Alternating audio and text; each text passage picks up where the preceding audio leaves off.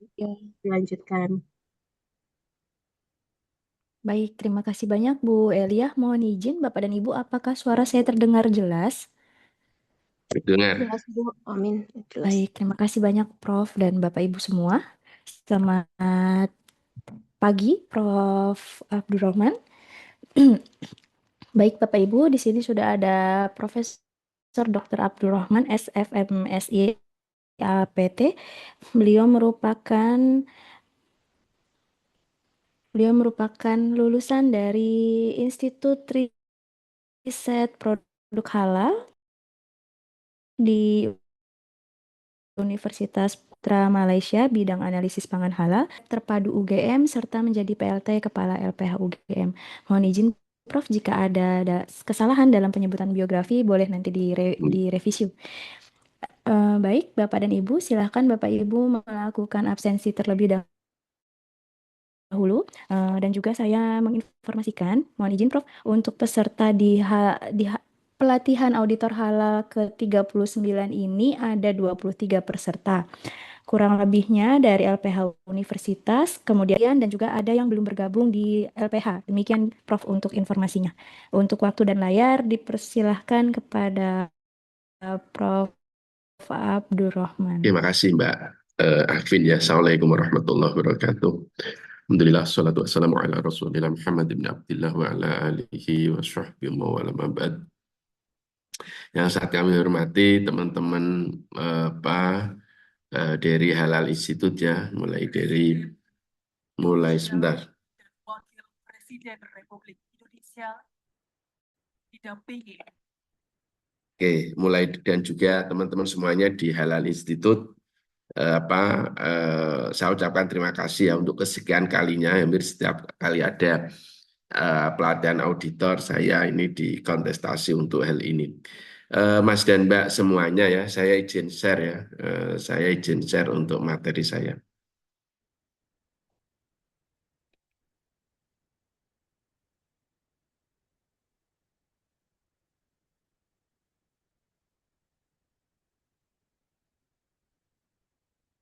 Oke, ini.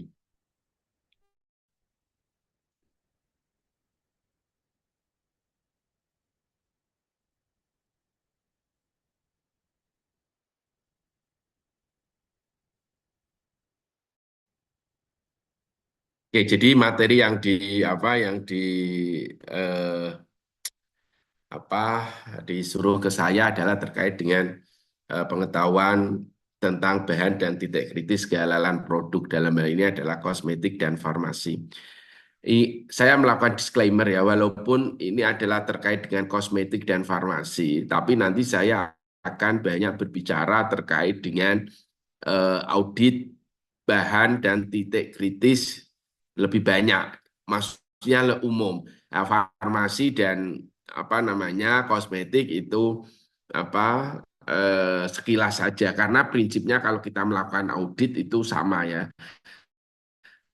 Eh, saya sehari-hari selain sebagai UGM sebagai pelaksana tugas LPH itu saya juga sebagai auditor halal gitu sehingga nanti saya akan cerita bagaimana kegiatan audit mungkin sama yang dialami oleh Mas dan Mbak semuanya dengan saya dulu ya ketika biasanya di awal kalau belum pernah mengaudit itu nanti gimana yang saya pastikan menjadi auditor itu enak ya enak kemudian ya bagi Anda yang tadi kalau saya lihat ada yang dari universitas, ada yang dari BUMN, mungkin kan sehari-hari kita dengan rutinitas ya ngajar, meneliti ya seperti itulah. Maka dengan melakukan audit itu kita akan healing lah ya kalau anak muda sekarang dan kita akan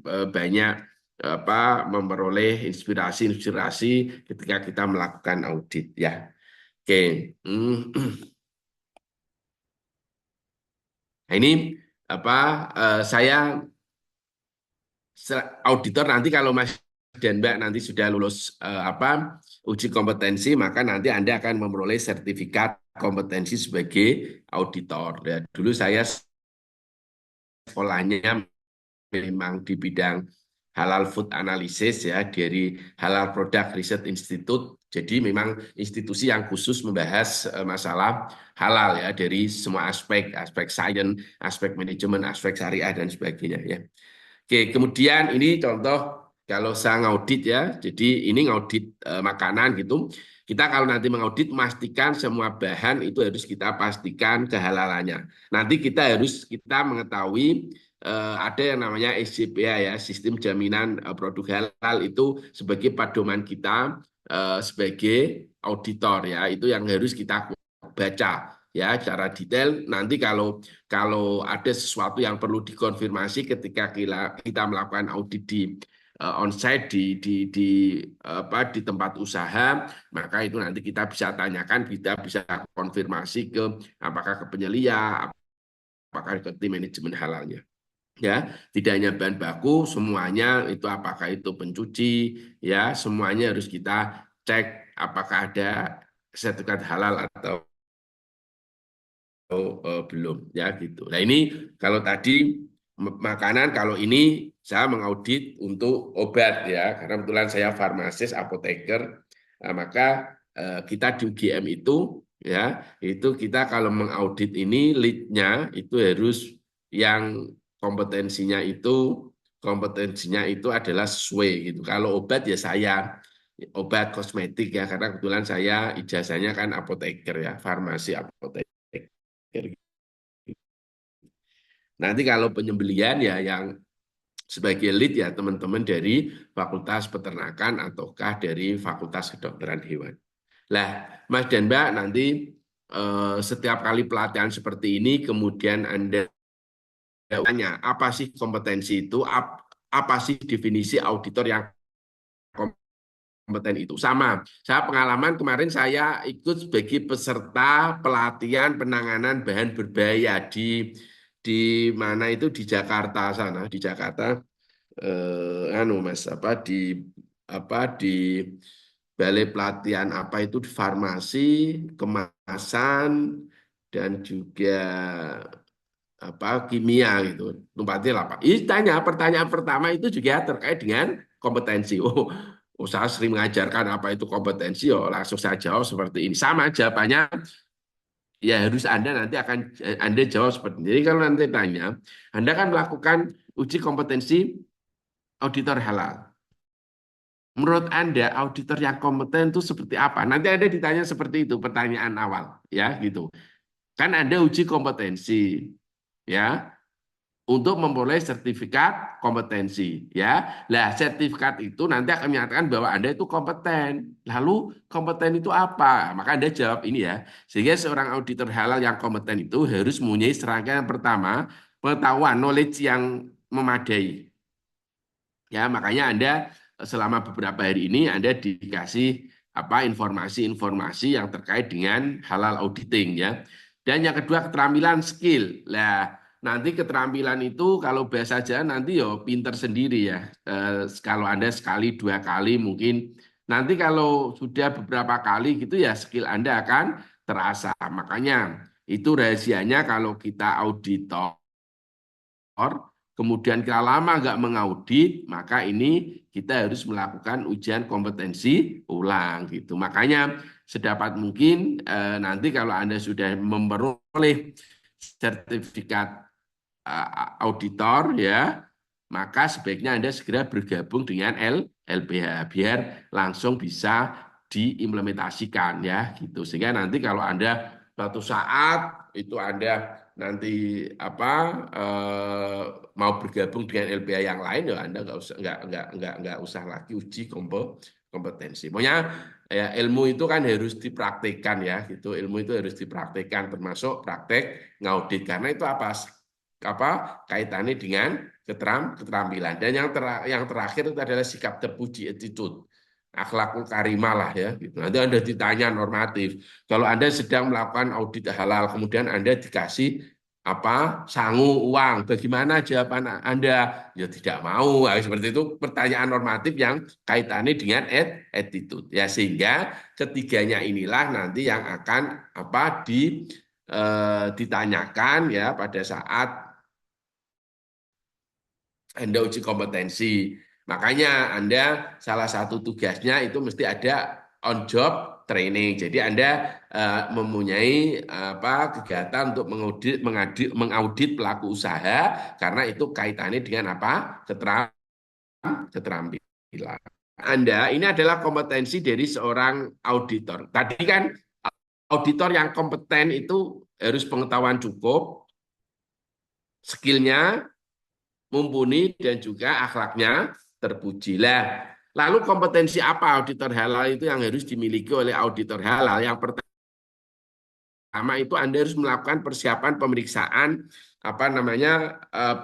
persiapan lah Anda melakukan persiapan nanti membuat jadwal audit seperti itu ya. Itu persiapan. Ya. Nah, begitu nanti Anda ada tugas dari ketua LPH, maka nanti Anda harus melakukan persiapan pemeriksaan ya. Dan yang kedua melakukan pra-pemeriksaan. Pra-pemeriksaan di sini maksudnya Anda harus membaca SJPH-nya. Karena nanti begitu Anda melakukan pra-pemeriksaan kan pelaku usaha itu nanti dia sudah mensubmit SJPH, Sistem Jaminan Produk Halal. SJPH itu nanti ada 5. Ada apa? Pertama adalah komitmen dan tanggung jawab. Yang kedua adalah bahan, yang ketiga adalah proses, yang keempat itu adalah final product, produk akhir, dan yang kelima itu monitoring dan evaluasi. Ya, itu kan dia sudah mengirimkan itu, maka ketika kita melakukan pra pemeriksaan bahan dan proses ini kita baca. Nah, nanti kalau sekiranya ini ada yang meragukan kita atau itu belum jelas, maka nanti dikonfirmasi ketika kita melakukan pemeriksaan bahan dan proses produk halal. Ini nanti ketika Anda nanti di lapangan di tempat pelaku usaha, kan gitu. Ya, ini untuk memastikan bagaimana prosesnya dan sebagainya lah. Nanti itu Anda kalau sudah beberapa kali gitu ya sudah mesti tahu gelagatnya dan sebagainya, apakah ini ada yang disembunyikan gitu atau tidak gitu. Ya, dan kalau Anda sudah melakukan audit, maka auditor itu harus membuat laporan hasil ya yang berlaku di kami sekarang. BPJP itu punya namanya SLA, Service Level Agreement. Jadi sekarang kita lebih ketat. Ya, jadi kalau kita begitu itu sudah disetujui, sudah bayar itu dalam jangka waktu 10, boleh nambah 5 hari itu harus melakukan audit. Nanti setelah itu 3 hari harus sudah masuk ke sidang komisi fatwa. Jadi sekarang kita ada namanya service level agreement, bagus sih, sehingga ini lebih terstandardisasi, pelaku usaha juga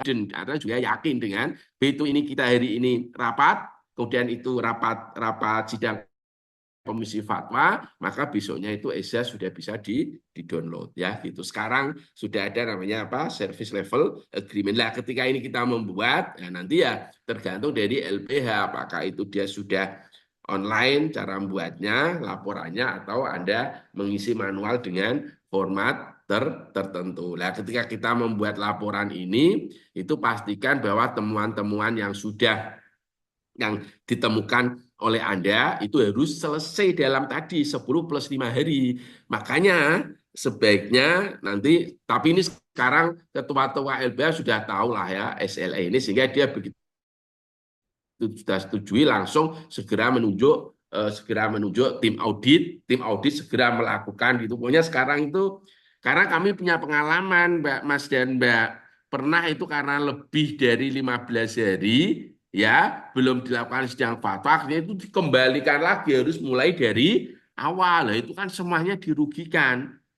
Pasti yang paling kecewa adalah pelaku usaha karena harus memasukkan kembali ke SJPH gitu itu loh, bayar kembali. Jadi kasihan, makanya ini harus baguslah ini menuntut komitmen bersama. Tapi yo karena ini jauh waktu terus nanti mengauditnya jangan seenaknya ya. Kemudian yang nomor 2-nya jangan terjadi kong kali kong antara auditor dengan penyelia. Mas dan Mbak, halal itu kan harus kita niati untuk mencari ridho pengiran ya gitu.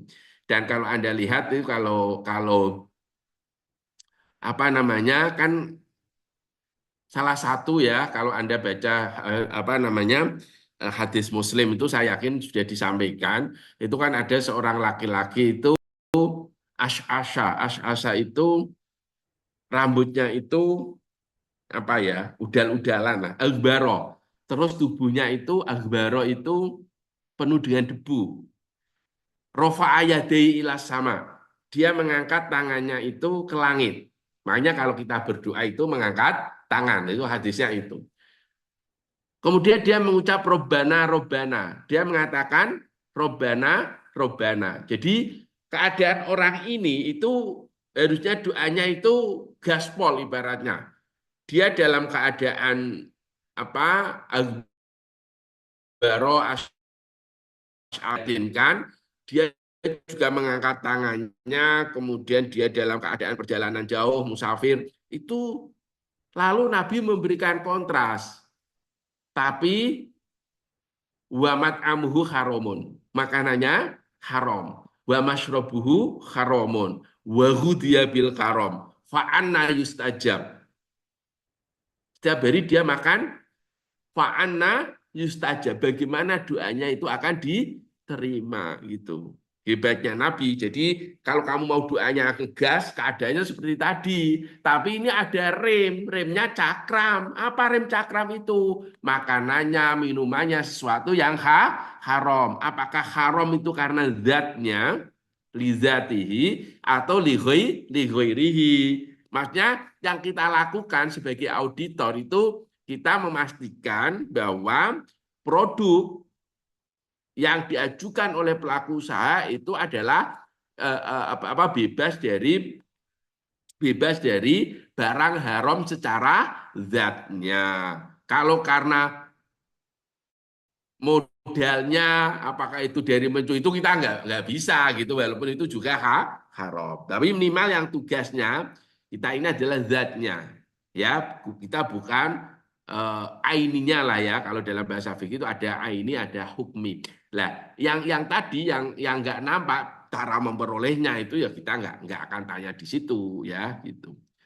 Makanya itu harus kita niati niati mencari tadilah membantu betul ya. Terus ada syair itu di Matan Jubat itu ya.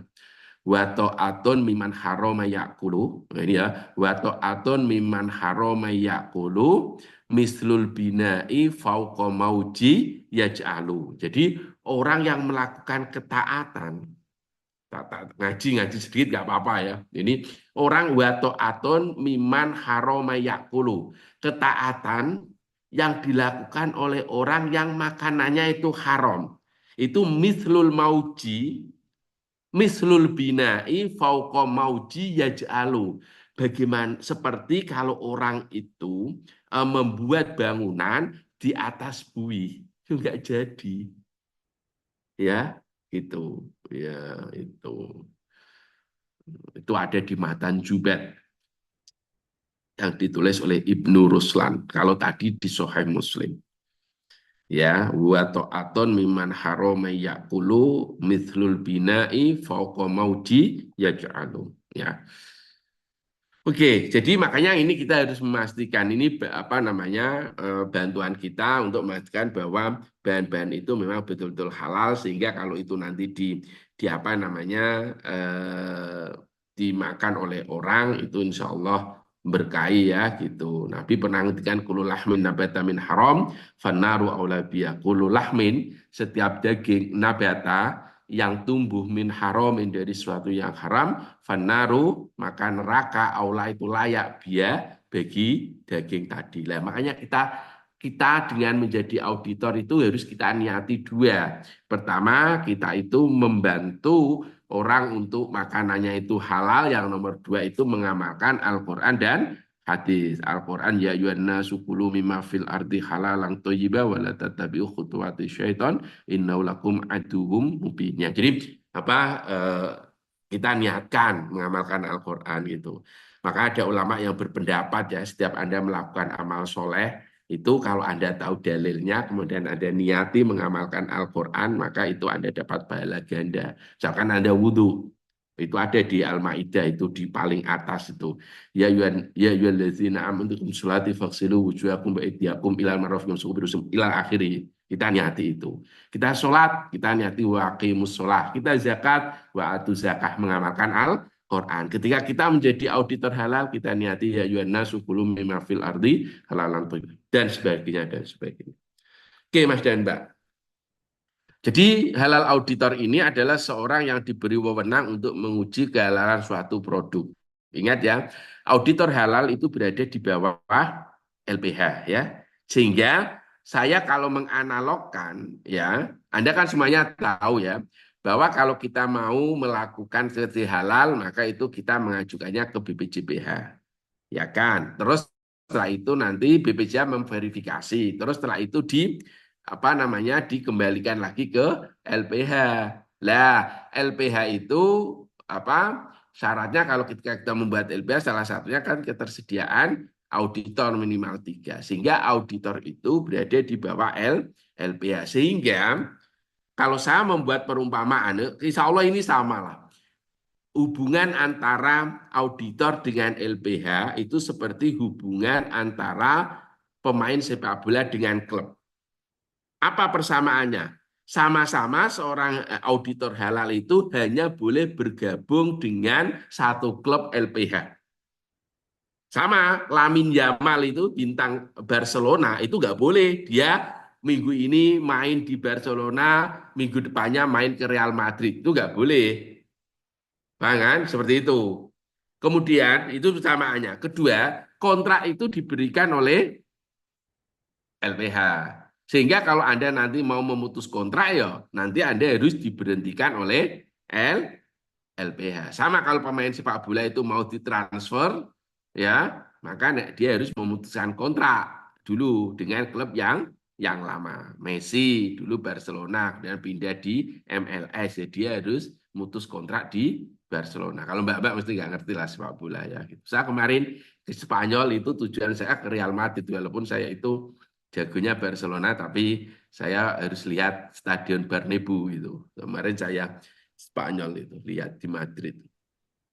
Oke, jadi perbedaannya apa? Enggak ada transferan. Jadi kalau Anda dari LPH satu ke yang lain pindah ke lain ya ada transfer, biaya transfer, terus LPH yang baru membayar ke LPH yang lama itu enggak ada. Kalau pemain sepak bola kan ada gitu. Siapa tahu nanti suatu saat harus seperti itu ya. Gitu. Tapi ya enggak terlalu banyak auditor ini. Ya, itu. Oke. Nah, Mas dan Mbak, ini kewajiban auditor halal. Dan ini kalau Anda perhatikan, maka itu nanti bisa dikaitkan dengan bahan yang kita periksa dan bisa kita kait dengan SJPH. Tadi saya bilang SJPH ada berapa? Ada unsurnya apa? Komitmen, tanggung jawab. Dan yang kedua apa? Bahan. Yang ketiga proses. Yang keempat produk akhir. Dan yang terakhir adalah monitoring dan evaluasi. Mbak Evaluasi. Rizky Ferawati, dengar suara saya? Rizky Ferawati. Halo? Izin Pak, dengar Pak. Oke, Mbaknya dari LPH mana? Bismillah. Saya dari UIN Alauddin Makassar Pak, tapi newbie UIN. banget. UIN, saya punya itu mahasiswa UIN Alauddin Makassar, tapi farmasi. Oh, Anda farmasi bukan? saya sains biologi Pak, Oh, sains direkomendasi. biologi. Oke, saya tanya, SJPH isinya apa tadi? Ada 5 Pak. Apa? Yang pertama komitmen dan tanggung jawab, terus yang kedua terus yang Oke. ketiga ada proses produk halal, yang keempat ada produk akhir, yang kelima ada evaluasi. Sudah lulus jadi auditor. Oke, yang tugas yang pertama itu memeriksa dan mengkaji bahan kan? Bahan, itu kan? Nah, ini bahan terkait dengan SJPH. Yang kedua, proses, memeriksa dan mengkaji proses pengolahan produk, ya kan? Yang ketiga, memeriksa dan mengaji sistem. Nah, ini kenapa sistem penyembelian? Ya, sistem penyembelian.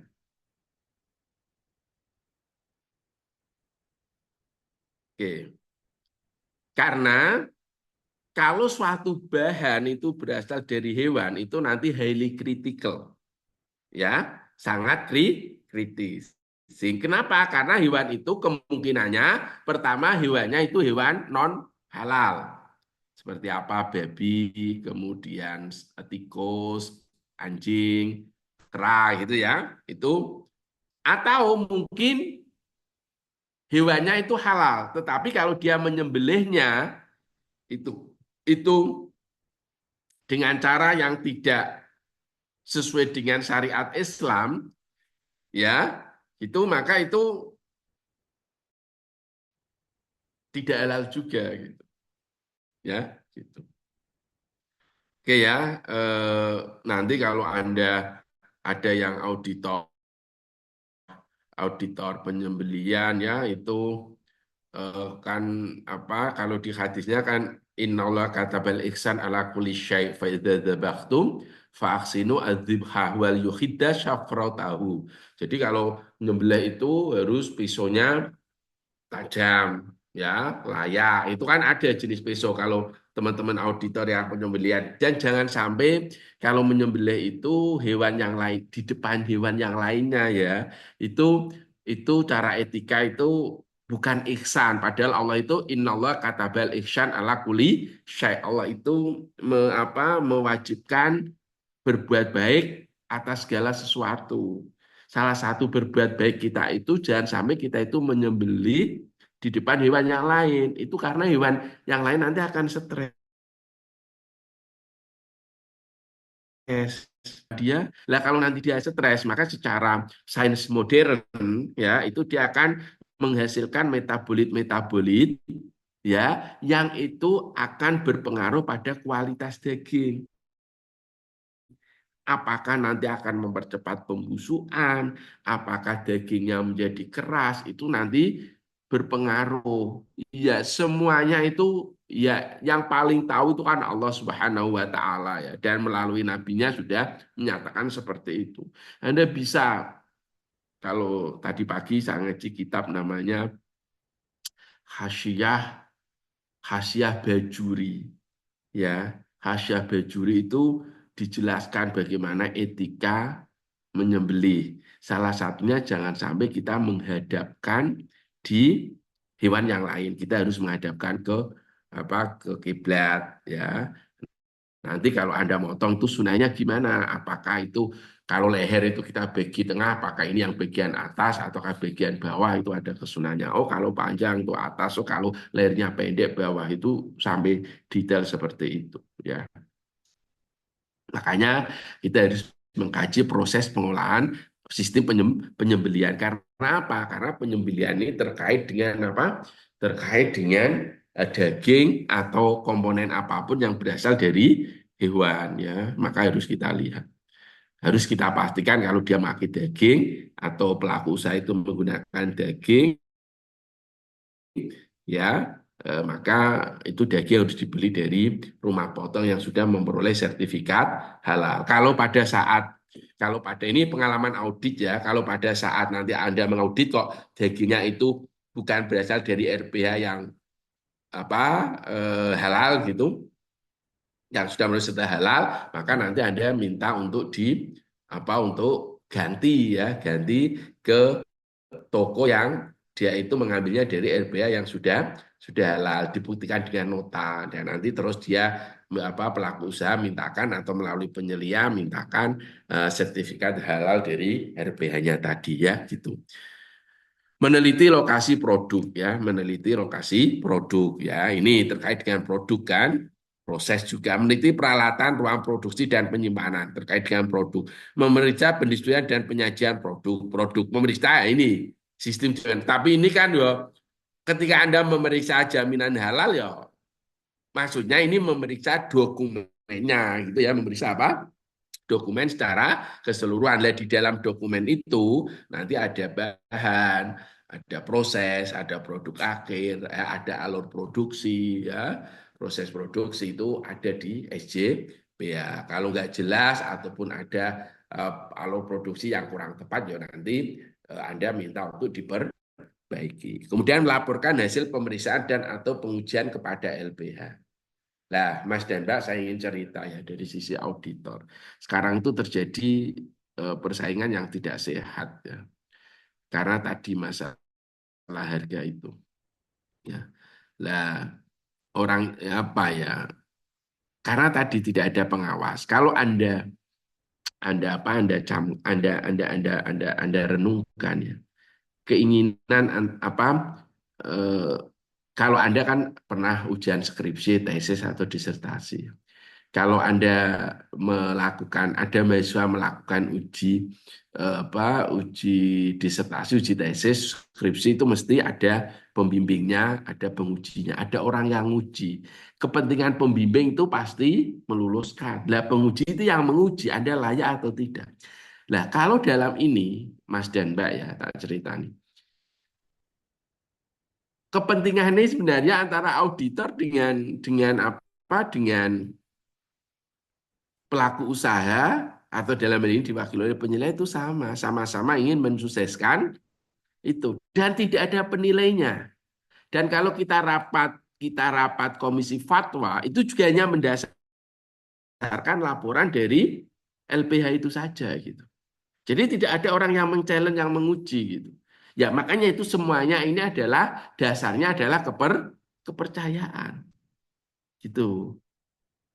Dasarnya apa? Kepercayaan. Makanya kalau Anda misalkan ya, Anda itu auditor, ini kelihatannya berat, itu nggak mungkin ini diperbaiki dalam waktu 15 hari. Nggak Anda tulis. Ya aman. Kenapa? Karena dari sisi pelaku usaha juga inginnya dapat sertifikat halal. Lah inginnya dari si auditor ini prosesnya juga cepat. Dan seperti itu apalagi sekarang ada service level agreement gitu. Lah ini tidak ada pengawas. Lah pengawas itu biasanya kemarin kami juga didatangi dari BPJPH itu dia hanya melihat kalau itu ada ini kok dalam 1 hari kok sampai mengaudit 5. Auditornya sama ya. Seperti itu. Dia bisa melihat, tapi kalau proses audit kan nggak bisa.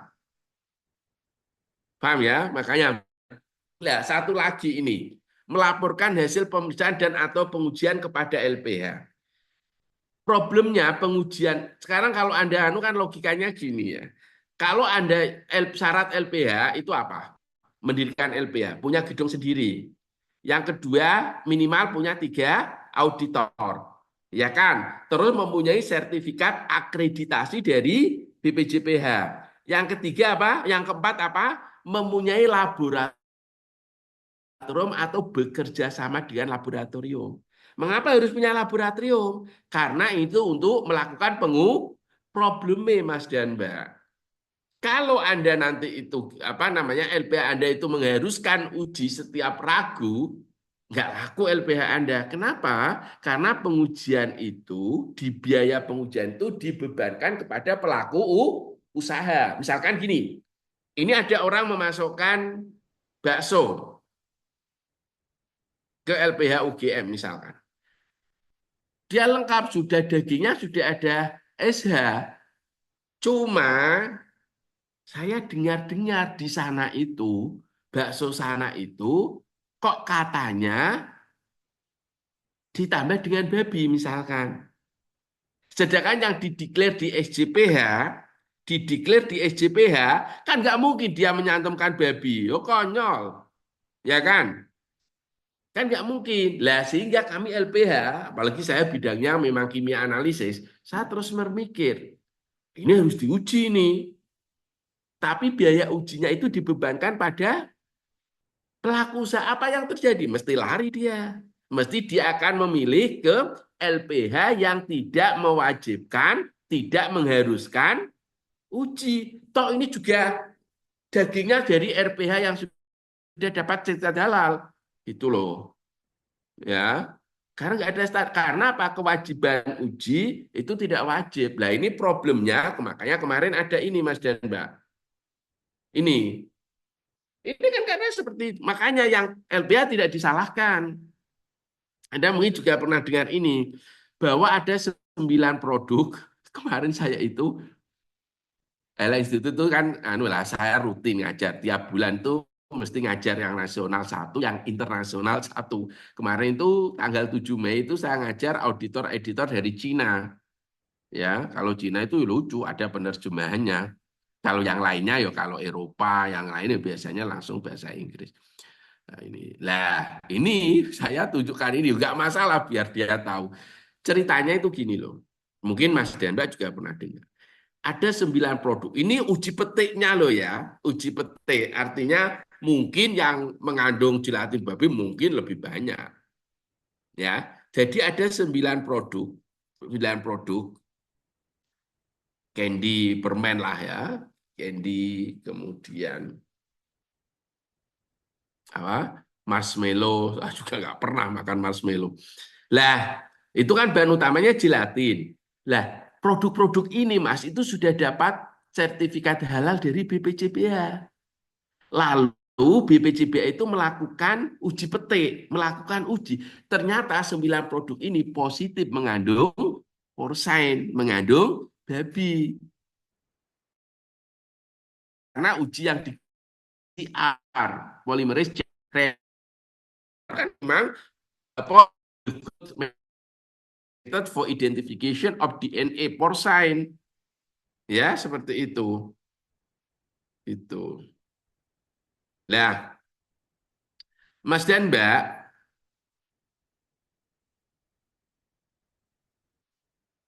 kenapa itu terjadi? Karena tadi dia gelatin yang digunakan sudah mempunyai sertifikat.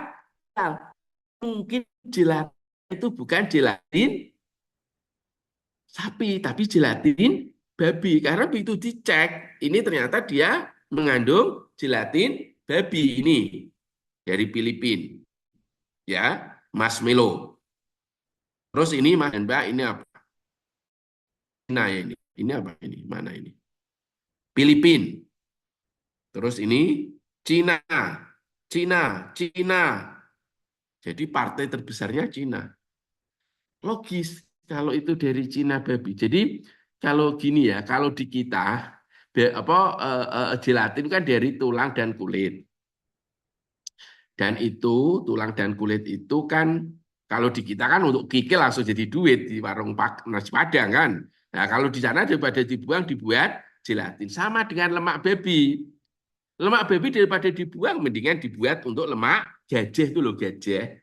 Kalau di Jogja itu ono jenenge sate itu. Sate itu isinya sate itu gajah tok Mas. Itu ada itu.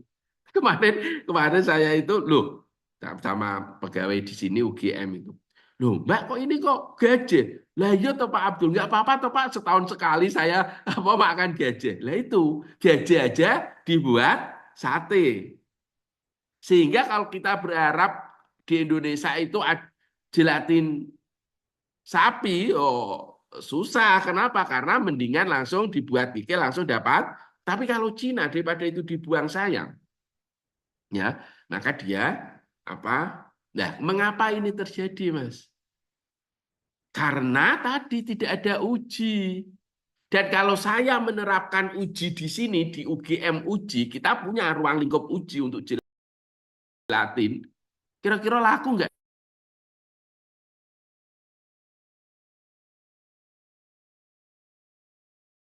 Akan pergi ke LPA-LPA lain yang tidak, mereka itu begitu dapat pasar, sudah alhamdulillah. Lab. Lah problemnya secara undang-undang regulasi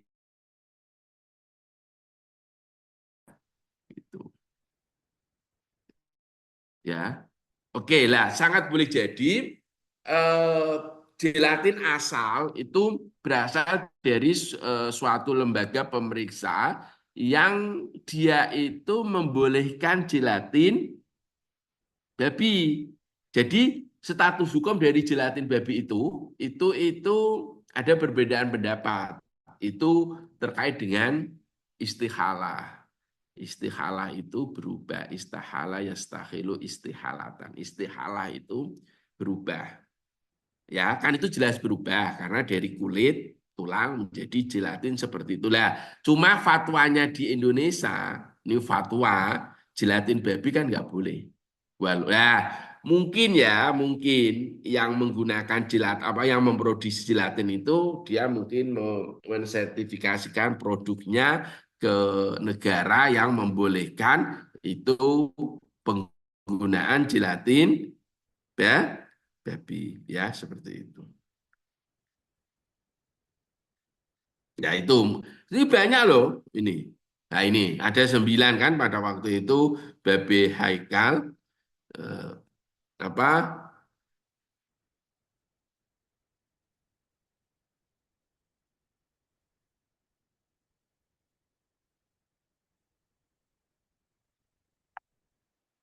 Oke, saya lanjutkan ya.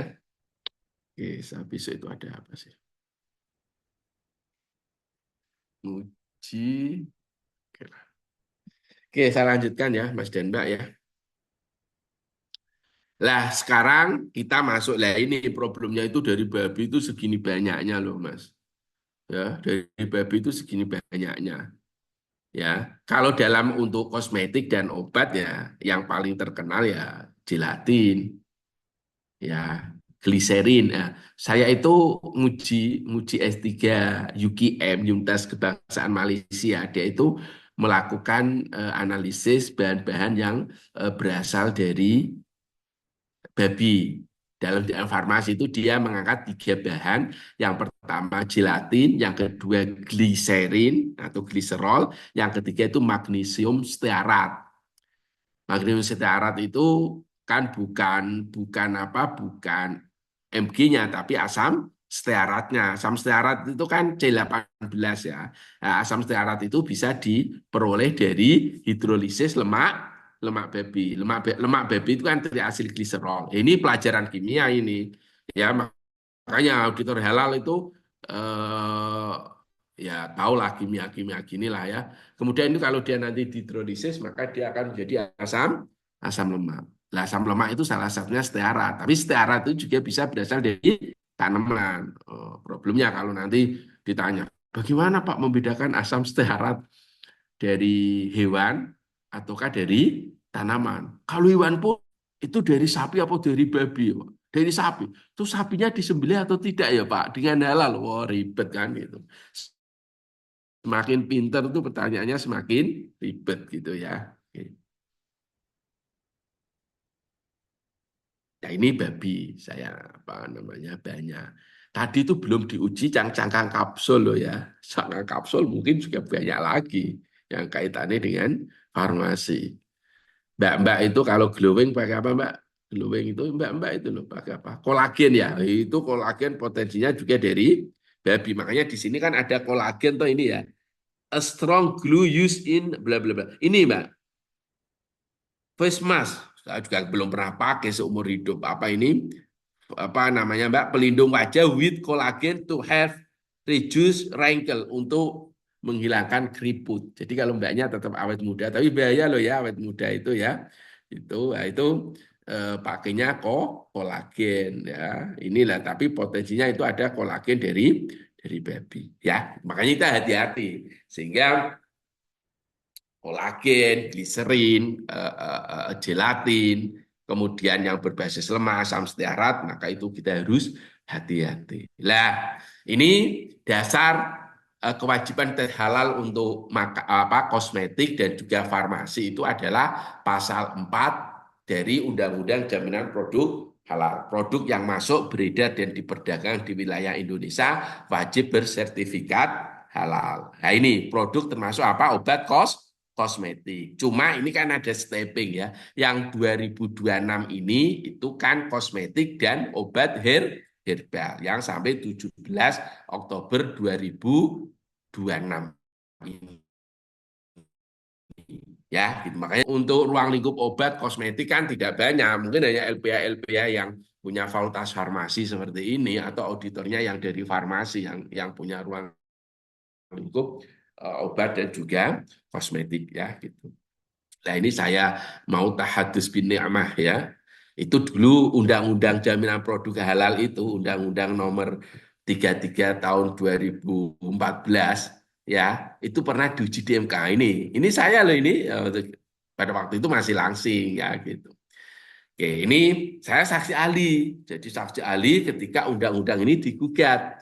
Seumur-umur ya, saya menjadi saksi ahli di Mahkamah Konstitusi. Ya, itu ketika undang-undang jaminan produk halal itu digugat. Jadi saya harus fasih lisan saya.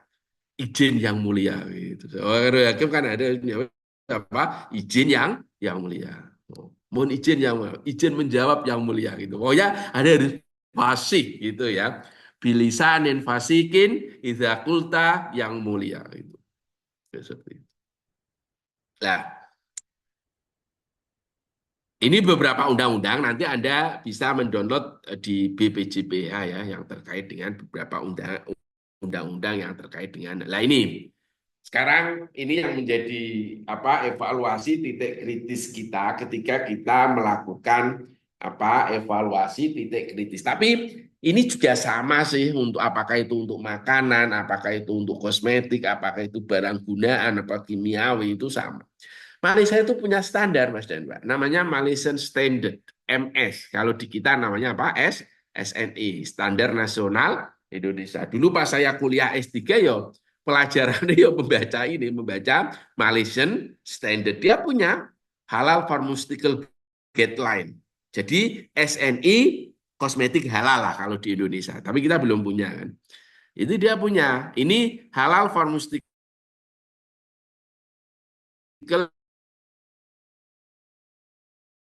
sebagai dasar kalau kita mengevaluasi bahan dan titik kritis. Dan di sini ada namanya halal kosmetik. Sama ya, tadi halal pharmaceutical, ini halal kosmetik. Hanya bedanya di sini, Mas. Kalau tadi halal pharmaceutical, di sini apa? Halal kosmetik. Ya, makanya di sini halal pharmaceutical A, di sini halal kosmetik produk A gitu seperti ini. Ini sama ya, definisinya sama. Tapi saya lebih suka ini saya crop dari apa MS-nya, Malaysian Standard-nya. Jadi saya bacakan apa definisi dari sediaan farmasi halal itu apa sih? Sediaan kosmetik halal itu apa? Ini sama, cuma pharmaceutical tadi diganti dengan kosmetik. Tapi ini juga applicable untuk any type of product ya, produk jenis produk apapun.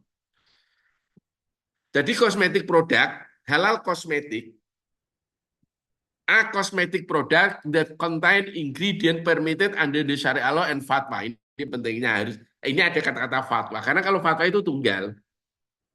Kalau hukum fikih itu kan banyak pendapat ya. Via aqwalun itu kalau Anda baca kitab fikih via aqwalun. Di dalamnya ada beberapa pendapat. Atau fihi qaulani. Di dalamnya ada dua pendapat. Misalkan bagaimana hukumnya suatu vaksin yang di situ menggunakan enzim tripsin dari babi, yang diisolasi dari babi. Oh, fihi qaulani, di dalamnya ada dua pendapat. Oh, apa? Itu boleh, karena di akhir tidak bisa dibuktikan adanya tripsin. Ya nggak mungkin, wong itu katalis.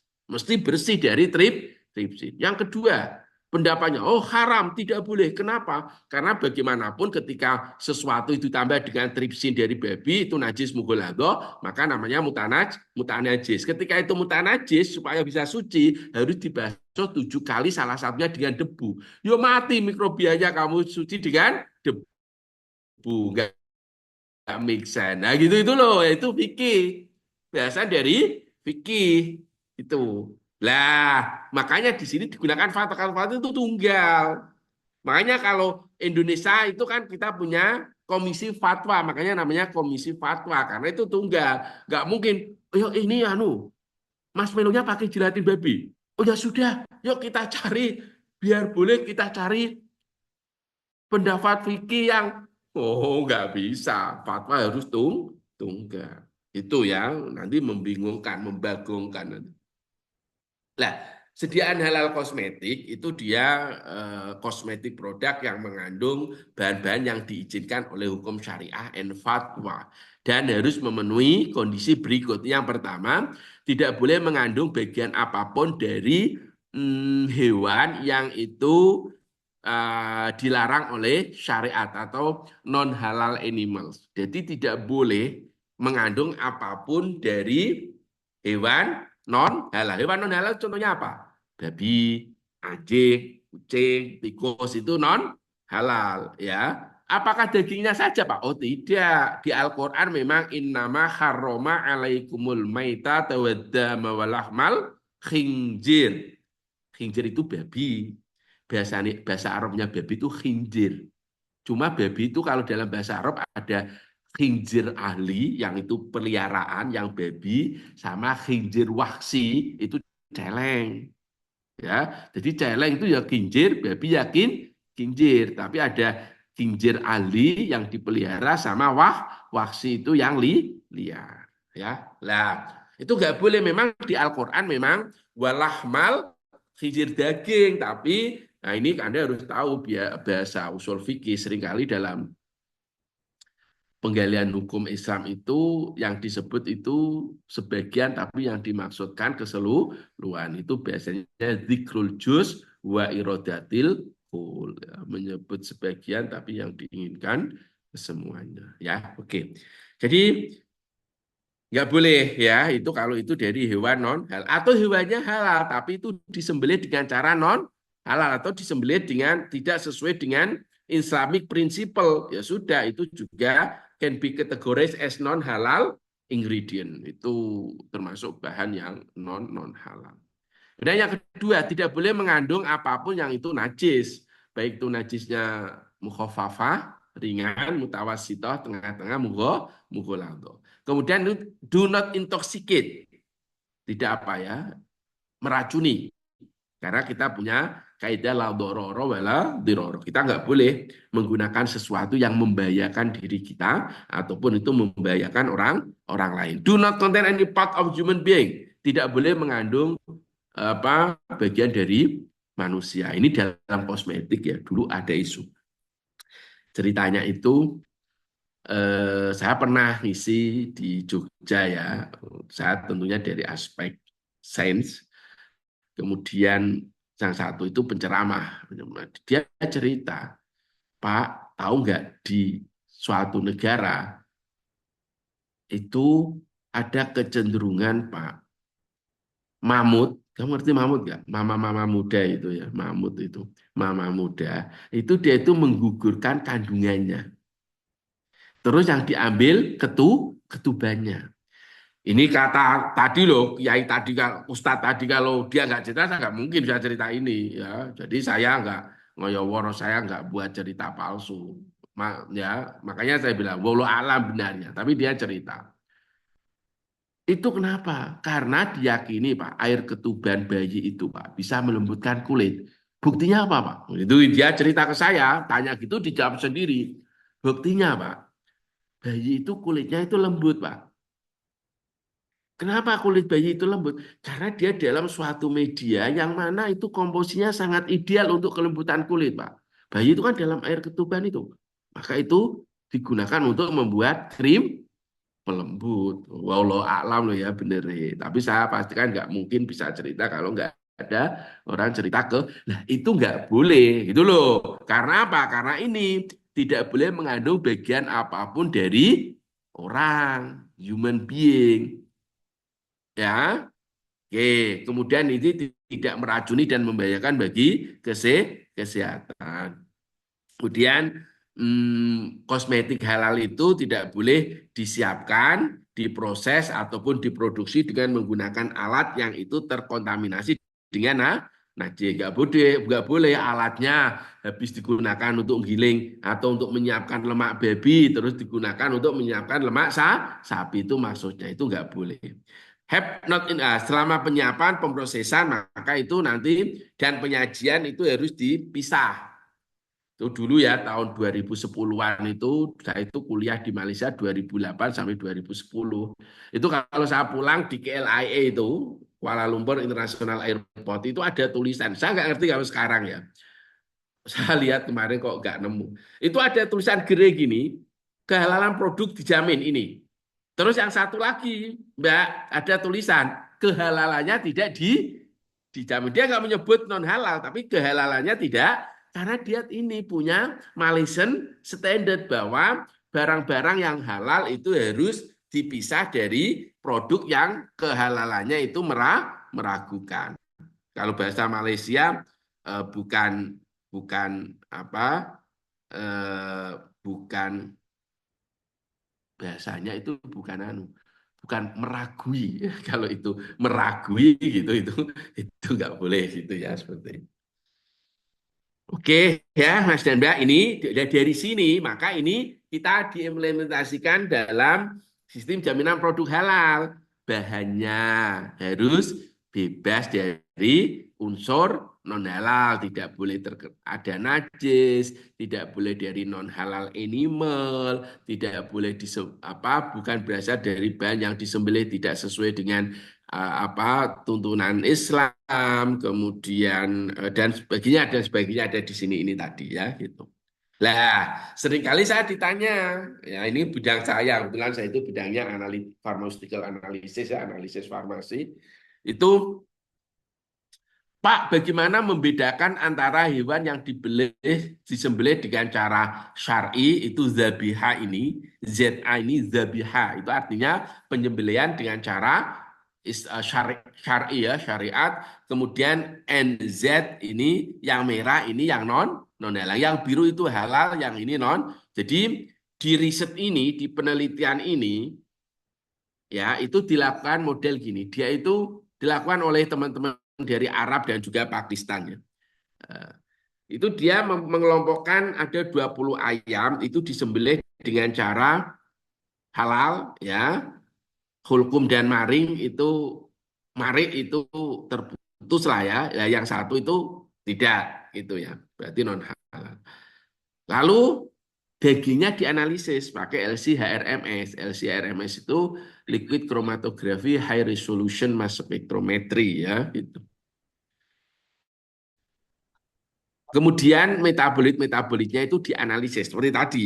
Saya hakul yakin ya kalau Anda ada daging itu disembelih dia dalam keadaan tidak stres dengan daging yang mana penyembelihannya itu stres. Makanya kalau ada hewan kamu sembelih di depannya kok ada hewan lain, maka hewan yang lain itu mesti dia muter-muter gitu. Karena dia stres. Ya, mesti apa? Stres. Makanya pas stres itu dia menghasilkan metabolit yang itu berbeda kalau dia tidak stres gitu. Nah, ini dari metabolit ini kemudian diolah secara mesin learning, secara chemometrika, maka ini dibedakan. Yang ini ternyata 20 ayam yang disembelih dengan cara halal itu yang mengelompok di sini, yang 20 ayam ya, yang dia itu non halal juga mengelompok di sini. Terus saya ditanya mahasiswa, Pak Abdul, itu di Arab itu kan terkenal onta, Pak. Kok di situ risetnya pakai ayam? Nah, kalau pakai onta ya boros, karena 20 onta nanti begitu disembelih non halal, maka nanti yang bisa dimanfaatkan hanya kulitnya disamak, dagingnya kan harus dibuang. Terus aku nih ke mahasiswa, kalau kamu ya ayam aja masih mahal, kamu ngumpulkan aja burung emprit itu 20 burung emprit itu kamu sembelih dengan cara halal, 20 burung emprit non halal. Ngerti kan Anda ya burung emprit itu loh, burung-burung kecil itu loh. Ya, gitu. Itulah, itu artinya apa? Sekarang teknologi sains itu bisa Mbak membedakan seperti ini, apakah itu dagingnya dari halal disembelih dengan cara sama-sama sapi tapi dia itu disembelih dengan cara halal atau tidak ya, ini sudah, dan riset-riset seperti ini sudah banyak ya gitu. Oke, sekarang ini kita masuk, tadi saya sampaikan bahwa auditor halal itu masuk di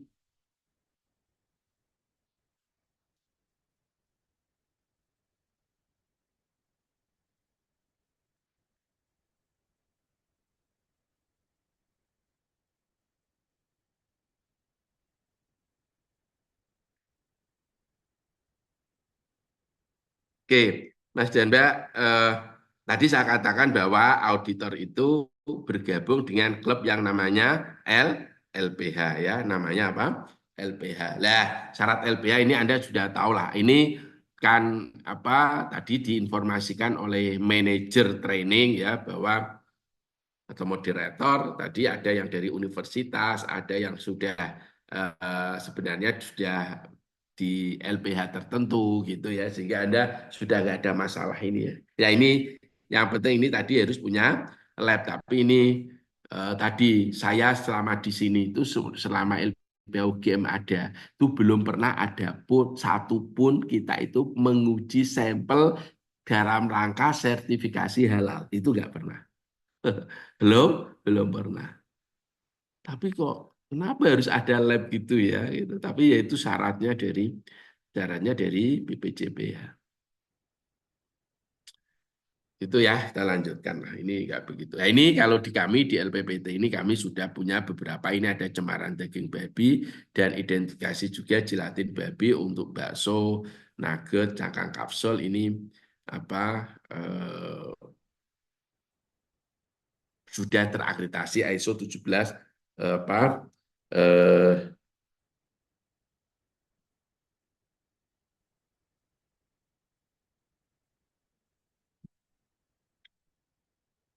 17025 itu anu ya, Pak. Akreditasi internasional untuk lab pengujian dan lab kalibrasi. Oke, lah sekarang saya mau masuk ke MRE ya. Ini baru ya, termasuk yang saya sampaikan baru, Mas dan Mbak. Anda harus paham ini sebagai auditor.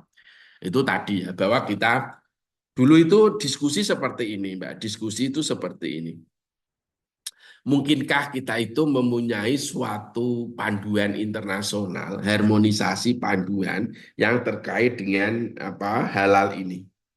Seperti ISO. ISO itu kan diadopsi seluruh dunia.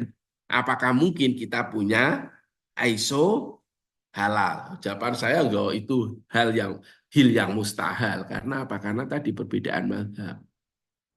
Perbedaan mazhab. Kan nggak mungkin. Ya, wong kita itu di Indonesia dulu fasilitasi oleh Pak Yusuf Kala itu apa ceritanya itu loh, kalau antara ru'yatul hilal dengan apa hisab itu kan Pak Yusuf Kala kan NU sama Muhammadiyah dipanggil, bisa nggak sih NU itu turun sedikit, Muhammadiyah naik sedikit. NU itu kan harus ru'yatul hilal, dalilnya sumu li ru'yati wa aftiru li ru'yatihi. Ya, itu aja kan nggak bisa. Ya.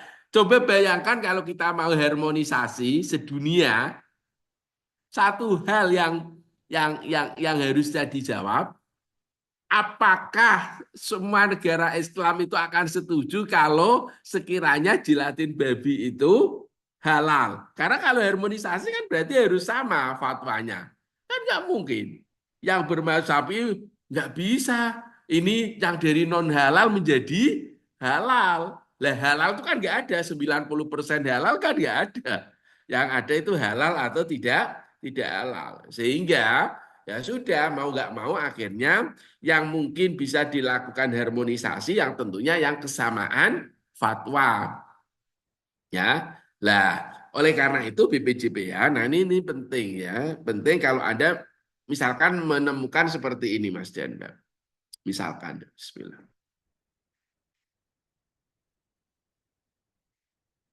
Anda mengaudit marshmallow. Marshmallow. Bahan utamanya gelatin.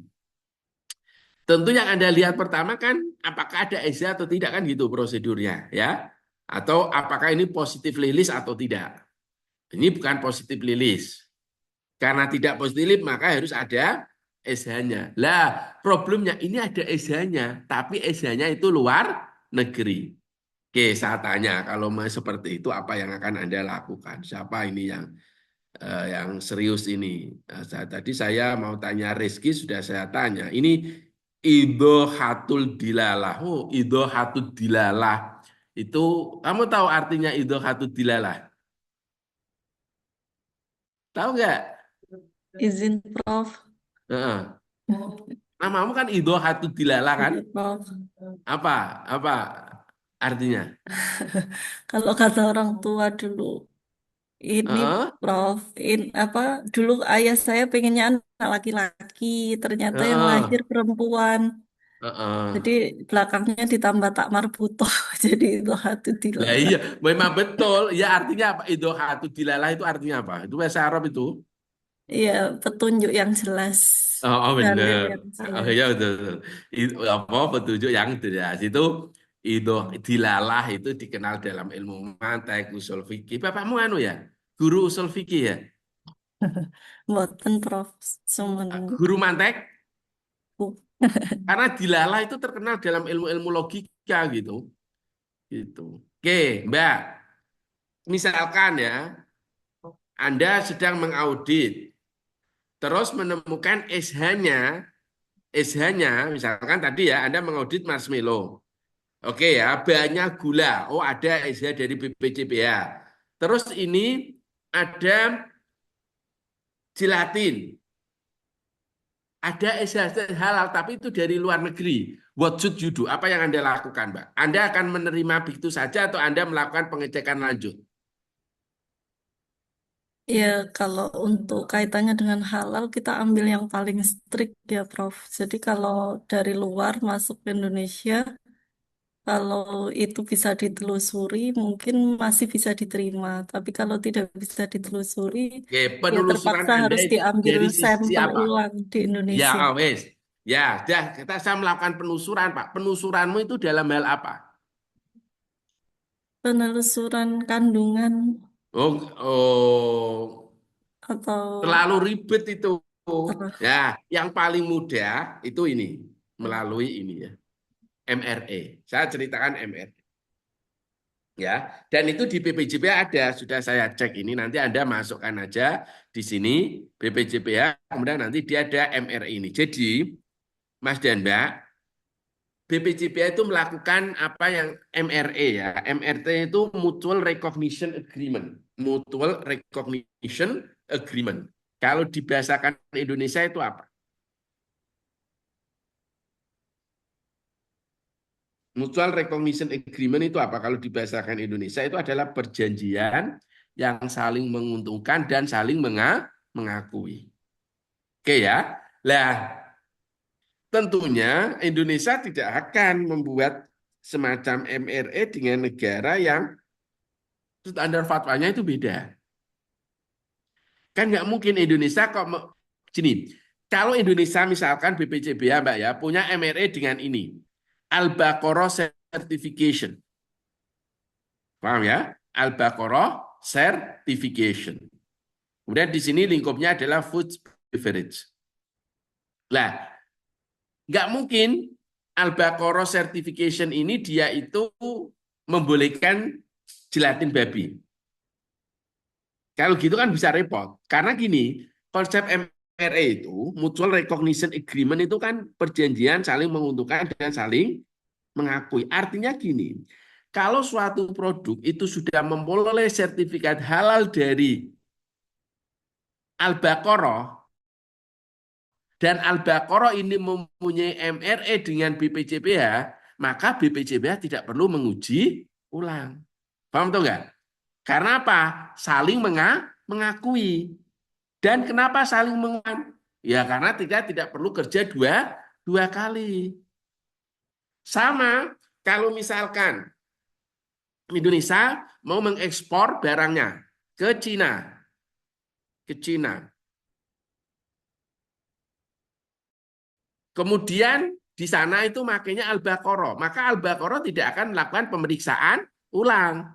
Nah, ini Mbak ceritanya asbabul wurudnya kenapa ini saya ajarkan di sini. Ya saat ngerti konsep MRA karena saya dulu manajer teknik.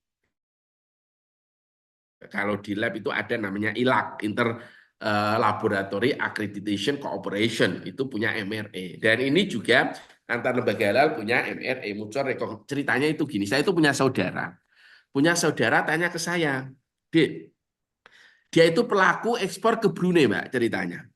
Ke Brunei. Ketika dia itu mau ekspor ke Brunei, produk UMKM, Brunei itu bilang gini, itu nggak bisa ya kalau itu sertifikat halalnya dari Indonesia. Maka kalau nanti Indonesia mau ke Brunei, ya nanti akan dilakukan uji sertifikasi harta dilakukan sertifikasi halal di Brunei. Dan itu kan malah menambah biaya. Atau, ya itu orang Brunei bilang gini, atau kamu bisa mensertifikasi halalkan ke Malaysia. Di Malaysia itu yang melakukan namanya JAKIM. Jabatan Kemajuan Islam Malaysia. Ternyata setelah saya cek, memang kalau nanti Anda lihat di sini, ya, Anda lihat kan yang saya tunjuk ini, lihat kan? Lihat nggak Mbak? Pak, lihat ya. Nah ini Iya, Pak. Anda cari sini. Nggak ada Mbak Brunei memang belum mempunyai.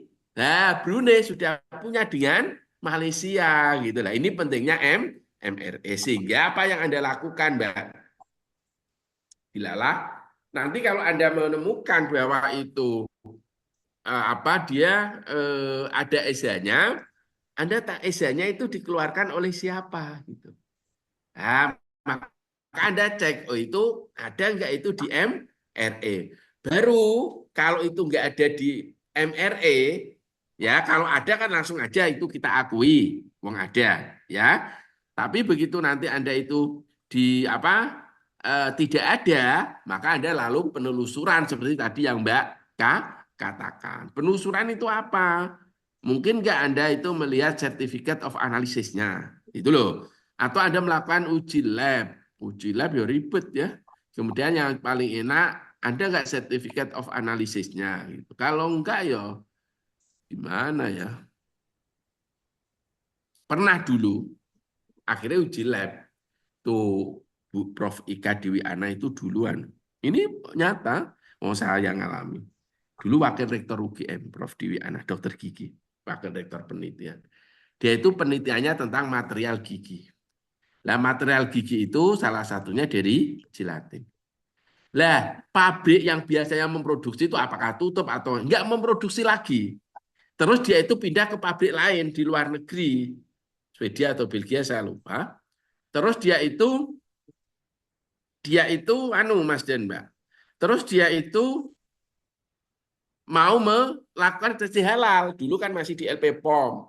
Begitu dia sampai di LP POM, loh ini kok belum ada sertifikat halalnya untuk gelatin. Oh iya Pak, tolong diuji lab kan. Akhirnya diujikan di lab kami di UGM. Kebetulan saya pada waktu itu manajer tekniknya. Terus kita uji ternyata itu sapi gitu. Nah, baru akhirnya dapat sertifikat halal. Ya itu buktinya. Oke ya, sekarang kita masuk ke bagian terakhir ya. Ini sudah jam berapa Mbak? Bentar lagi ya, nanti biar tanya jawab ya. Nanti kita sebagai lembaga pemeriksa halal itu harus memiliki yang kita sebut dengan apa? Skema audit. Oke, sekarang kita masuk ke bagian terakhir. Itu adalah evaluasi titik kritis ya. Jadi gini. Dalam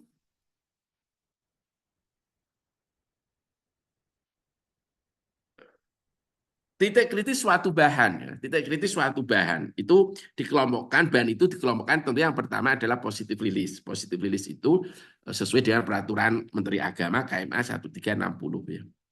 Itu ada list positive release. Kalau itu ada ya langsung dipakai lah. Kalau tidak ada maka harus ada SH-nya. Nah, untuk bahan itu dikelompokkan ada yang namanya positive release itu yang titik kritis rendah itu berasal dari tanaman biasanya. Lah atau dia itu sintesis kimia itu dia kritis. Lah yang sangat kritis itu kalau itu berasal dari hewan. Kenapa? Karena dari hewan itu kemungkinan tadi mungkin hewannya itu halal tetapi dia itu disembelih dengan cara non halal sehingga hanya itu bertingkat pemeriksaannya.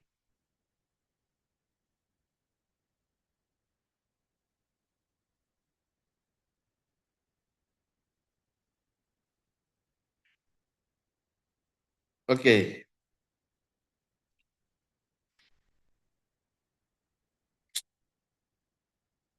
Nah, Mas Danda, kalau untuk obat ya dan juga kosmetik, jadi semua bahan itu kan harus dipastikan halalnya. Contohnya kalau itu bahan obat, Anda pernah lihat paracetamol ya yang sering Anda minum kalau tanggal tua itu ya.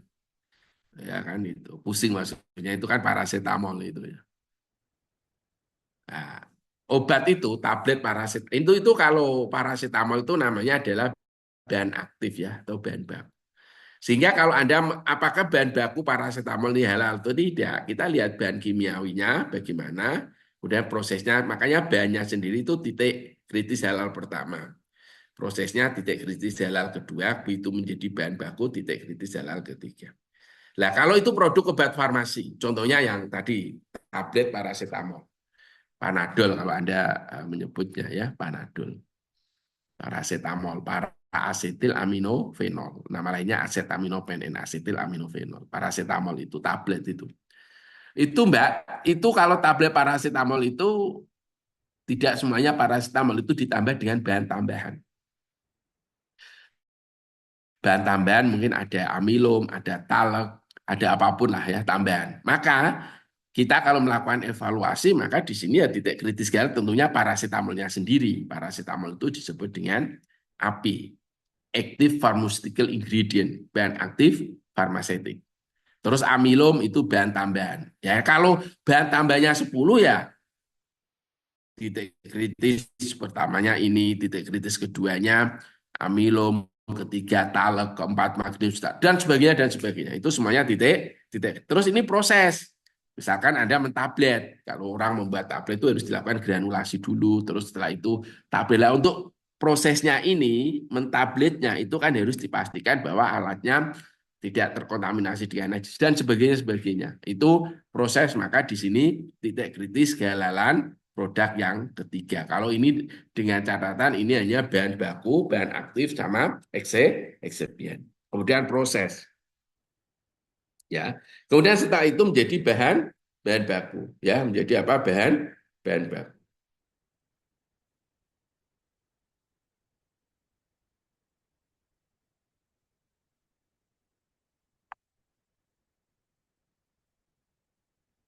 Oke, kemudian Mas dan Mbak, produk obat farmasi ini ya selanjutnya menjadi titik kritis. Artinya apa? Setiap tahapan sampai menjadi produk akhir sampai itu dikemas. Makanya kemasannya itu untuk apakah itu untuk obat, apakah untuk kosmetik itu juga harus dicek apakah sudah halal atau belum. Sama kalau kita mengaudit makanan juga sama. Misalkan kemarin mengaudit es teh itu cupnya itu harus apa? Harus sudah ada halal, kardus juga gitu. Kalau itu sudah ada, misalkan kardusnya itu yang dipakai belum halal, tapi di tempat lain itu sudah ada yang mempunyai kardus yang halal. Kita sarankan kepada pelaku usaha untuk mengganti dengan kardus yang sudah ada sertifikat halalnya. Nah ini tadi saya mempertebal apa yang disampaikan oleh Mbak Idhohatud Dilalah. Ya, itu kalau tadi ya, maka kalau kita melakukan evaluasi titik kritis ini buatan saya ya. Bahan baku, maka pertama kali yang kita lihat apakah itu positif rilis atau tidak. Kalau itu tidak, kalau itu ya langsung dipakai. Kalau tidak, maka pertanyaan kita apakah sifat halalnya ESA-nya ada atau tidak. Kalau ada ya langsung kita terima. Tapi sekarang kalau kita harus merinci kalau itu dari luar negeri, maka harus kita lihat apakah lembaga yang mengeluarkan itu ada MRE enggak dengan BPJBH. Oke, semuanya bisa kita pakai. Kalau tidak, kita uji lab. Problemnya belum tentu ada metode ujinya. Ya, saya kan dosen bagian analisis farmasi, bagian melakukan uji itu ya, pengembangan metode. Belum tentu metodenya itu ada. Lemak babi itu belum ada sampai sekarang untuk metode standar untuk itu. Apalagi kalau kita bicara emulsifier, malah jauh lagi.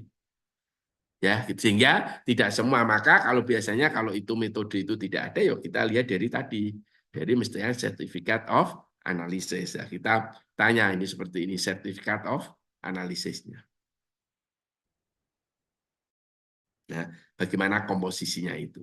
Ya, nah, seperti biasanya nanti di setiap komposisi analisis itu ya ada yang apa namanya derived from ini ada animal source, ini jelas ada porcine, ya kan? Sehingga dari sini kita tanya berarti bahan itu berasal dari apa babi. Ya, saya kira itu ya Mas Janda.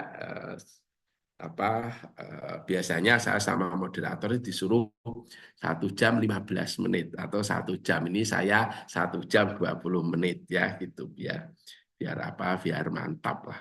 waktu saya kembalikan ke moderator Saudari Akvin Melania, Mbak artis namanya ya, itu Melania Trump, itu namanya Oh, Melania ya, itu. Monggo Mbak Akvin. Tapi dipanggil Akvin aja, nih Melania dikira istrinya Trump, mau bahaya nanti ya kan itu. ya Oke. Pak. Baik, terima kasih banyak Prof. Mohon izin dari kolom chat dulu ada satu pertanyaan dari Ibu Santi. Izin bertanya, Prof, siapa yang menentukan bahwa produk yang diaudit itu harus uji lab? Apakah auditor, LPH, atau saat sidang komisi fatwa? Bagus pertanyaannya, luar biasa. Oke ya, itu LPH, itu LPH yang menentukan. Cuma kan tadi ya, kita itu regulasinya uji lab itu tidak wajib, gitu loh.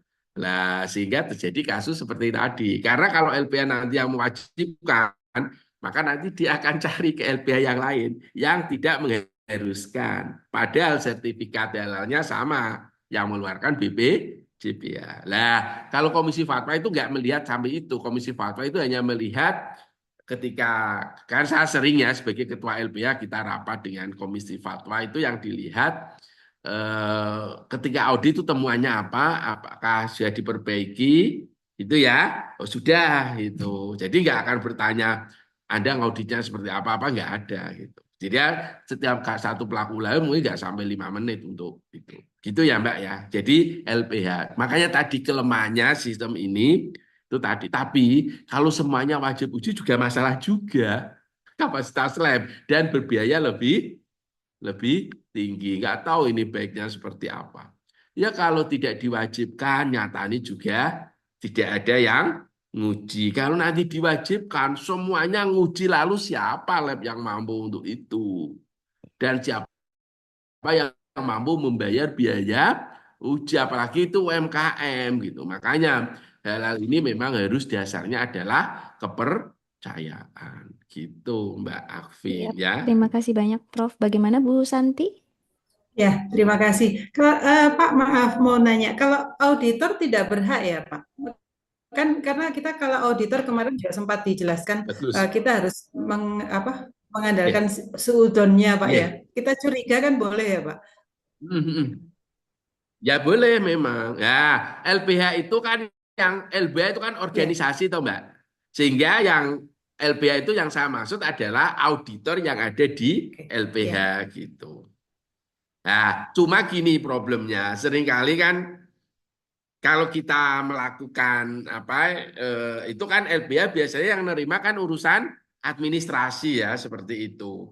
Lah, maka nanti harus skema ya. Kita harus ngasih tahu ke walaupun ini belum pernah terjadi ya Mbak, yang berlaku di sini itu kan begitu itu kita ada sudah masuk ke sistem halal, itu kan transaksi-transaksi di awal itu kan dengan admin ya. Gitu loh. Dengan admin gitu. Nah, sehingga di sini tuh idealnya admin harus dikasih tahu Mbak kalau ada di komposisinya itu ada ini itu direkomendasikan untuk uji lab. Nah, nanti terus lari Mbak ke LBH yang lain. Artinya apa? Ketika saya bicara LBH itu yang bisa menyarankan itu uji lab atau tidak, yuk auditornya karena auditor itulah yang paling tahu. Karena auditor sekarang kan harus kompeten base ya, harus sesuai dengan kompetensinya. Kalau admin yang terima dan sebagainya ini kan dia lebih banyak ke administrasi gitu. Ya Mbak ya. Ya, terima kasih Pak. Baik, terima kasih banyak Bu Santi. Selanjutnya Pak Iqbal, silahkan Pak, mungkin satu pertanyaan saja. Alhamdulillah bersyukur sekali bisa mendapatkan materi dari Pak Prof. Kalau Profesor itu enak sekali. Iya, ya gimana Mas? Silakan. Izin Prof, sepertinya nggak freeze. Masih kan ya? Bukan saya kan? Masnya, iya, Pak Iqbalnya. Apa dilanjut ke penanya berikutnya terlebih dahulu, nanti baru ke Pak Iqbal lagi ya Prof ya. Pak Arif, silakan Pak. Terima kasih Bu Akvin, izin Pak Prof Abdurrahman.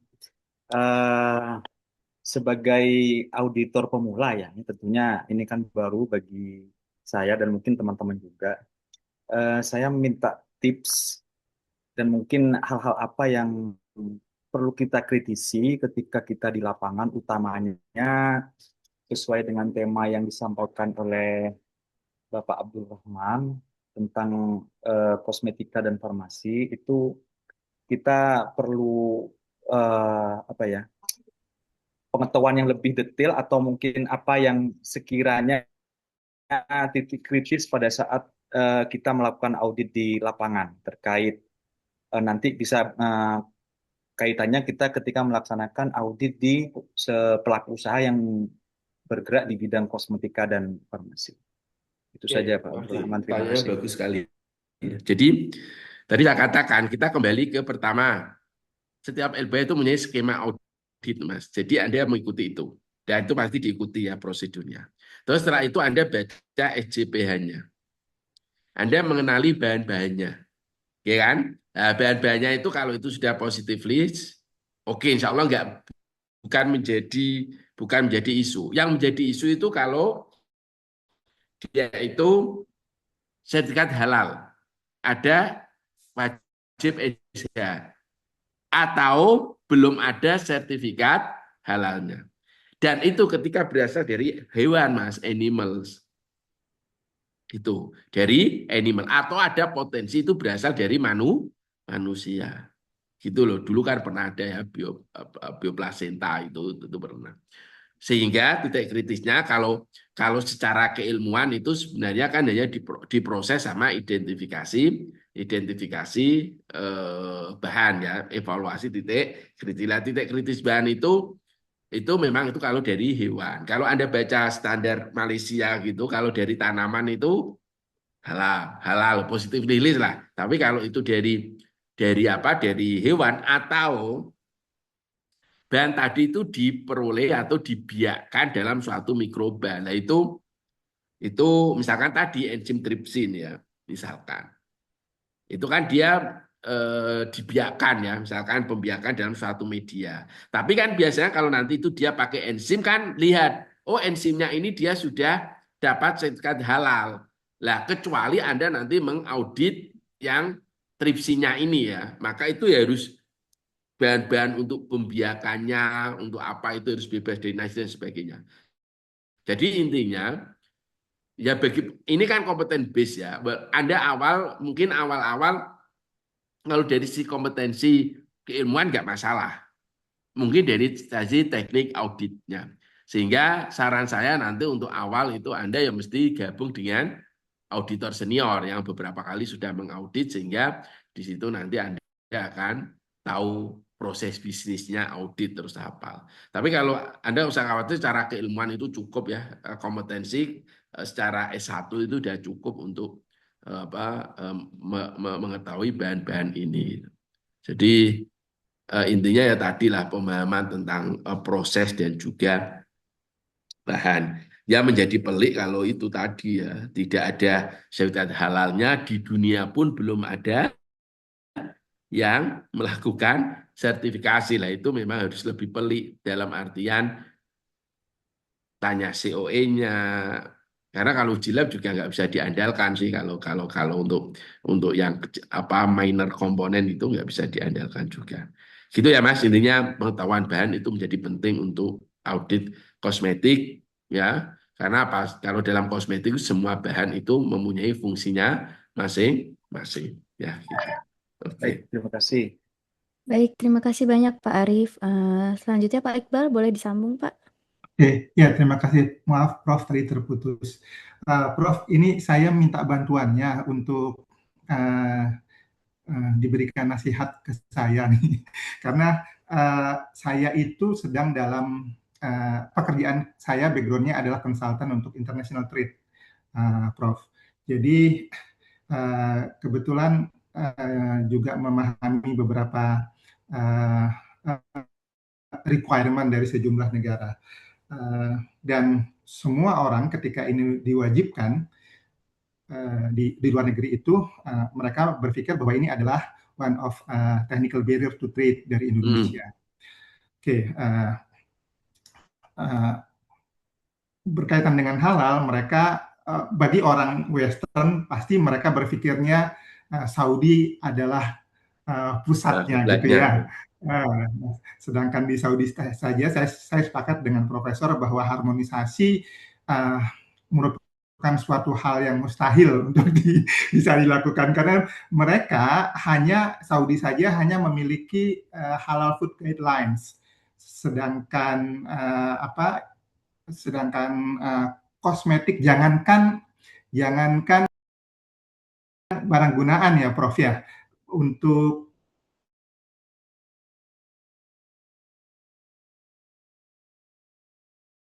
lebih mereka hanya katakanlah kita lihat di GSO 1943 Gulf Standard Organization itu hanya mencantumkan requirement free from lard derivative. Tidak perlu ada sertifikat halal. Artinya bukan sistem yang dicek, tapi hanya produknya saja. Nah, bertubi-tubi itu Prof bagi kita yang konsultan ini memberikan penjelasan dan sulit untuk bisa dimengerti oleh mereka. Nah, mohon kira-kira kalimat apa yang bisa saya sampaikan untuk bisa membuat mereka memahami tujuan ini, Prof. Terima kasih. Saya juga agak kesulitan kalau karena itu kebijakan negara. Tapi yang saya pernah dengar itu gini, Pak. Salah satu alasan kalau kita itu mau membendung produk impor, itu salah satunya adalah kita mempunyai standar. Salah satu standarnya itu halal. Dengan seperti ini kan, kalau produk-produk tadi itu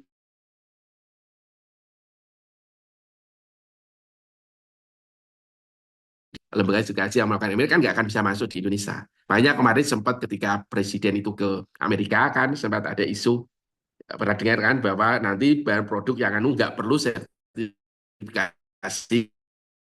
halal. Kan nggak bisa, kita punya undang-undang itu kok. Kemudian diralat apa? Oh, itu maksudnya dia sudah memulai sertifikat halal dari Amerika. Nah, itu kalau orang kritis lagi, yang membuat itu dia punya MRE nggak dengan BPJP. Jadi ya seperti itu Pak. Karena alasan utamanya sebenarnya itu kan dulu ya adanya undang-undang itu kan itu untuk memberikan kepastian bahwa yang dikonsumsi oleh umat Islam itu adalah, sehingga tidak cukup banyak declaration no pork, no alkohol, no percent derivatif, itu nggak cukup gitu. Karena kalau kita lihat kan juga ada prosesnya dan sebagainya gitu loh. Ya, sehingga cara paling baik ini adalah memang negara hadir untuk memberikan perlindungan dan melalui itu, dan itu sudah dalam bentuk Undang-Undang Nomor 33, nggak bisa itu loh. Makanya kemarin kan nggak bisa kalau Amerika barang masuk di sini tanpa halal kan nggak bisa. Kita punya cabut dulu itu Undang-Undang Jaminan Produk Halal, bubarkan dulu itu BPJPH seperti itu. Kan nggak mungkin itu. Gitu ya Pak, itu yang bisa saya sampaikan. Terima kasih Prof, terima kasih. Arsenal menang Prof sekarang. Iya, dia juara. Oke. Katanya tadi eranya SBY 2 periode nggak bisa, eranya Jokowi nggak bisa. Baru eranya Prabowo Arsenal juara katanya. Aneh-aneh aja itu. Baik, terima kasih banyak Ada Pak lagi? Iqbal dan Prof. Selanjutnya Bu Andini silahkan. Terima kasih Bu Aki. Izin bertanya Prof. Jadi saya mau nanya tentang MRE tapi untuk produk ya. Tadi kan jelaskan untuk bahan ya Pak ya. Ya. Jadi kalau misalnya produk itu sistemnya gimana? Kalau misalnya sudah sertifikat halal tapi tidak diterima gitu ya, maksudnya nggak ikut MRE, itu apakah harus di audit untuk keseluruhan sistemnya lagi, dimulai dari komitmen segala macam kriterianya itu, atau hanya beberapa indikator yang tidak memenuhi keberterimaan? Misalnya saya kebetulan kan audit yang lain, kalau misalnya organik SNI itu beda dengan organik luar negeri gitu ya Pak ya. Jadi kalau misalnya di luar negeri itu bebas menggunakan pupuk apapun, tapi kalau untuk SNI yang organik itu tidak boleh menggunakan pupuk dari babi dan kotoran manusia seperti itu. Jadi harus dicek keberterimaannya. Kalau misalnya hanya untuk pupuk, itu saja yang di hal itu seperti apa? Pak. Terima kasih. Ya bagus. Ya, ini tiap negara mempunyai sistem sertifikasi halal masing-masing gitu. Sehingga kalau suatu produk luar negeri, ya dia kan gitu kan produk luar negeri Kemudian dia itu memperoleh sertifikat halal dari suatu lembaga tertentu. Tapi halalnya lembaga tadi itu dia tidak punya MRE dengan Indonesia. Lah kalau dia itu mau itu bisa masuk ke Indonesia ya LPH Indonesia yang mengaudit ke sana atau LPH lain yang itu mempunyai MRE dengan Indonesia. Makanya kalau Anda lihat tadi di tabel MRE tadi itu beberapa ada LPH dan ada juga apalah produk atau apa. Gitu ya Mbak. Jadi yang mengikuti standar Indonesia gitu. Ya, mengikuti apa standar Indonesia. Makanya Mbaknya tadi menyontohkan pupuk.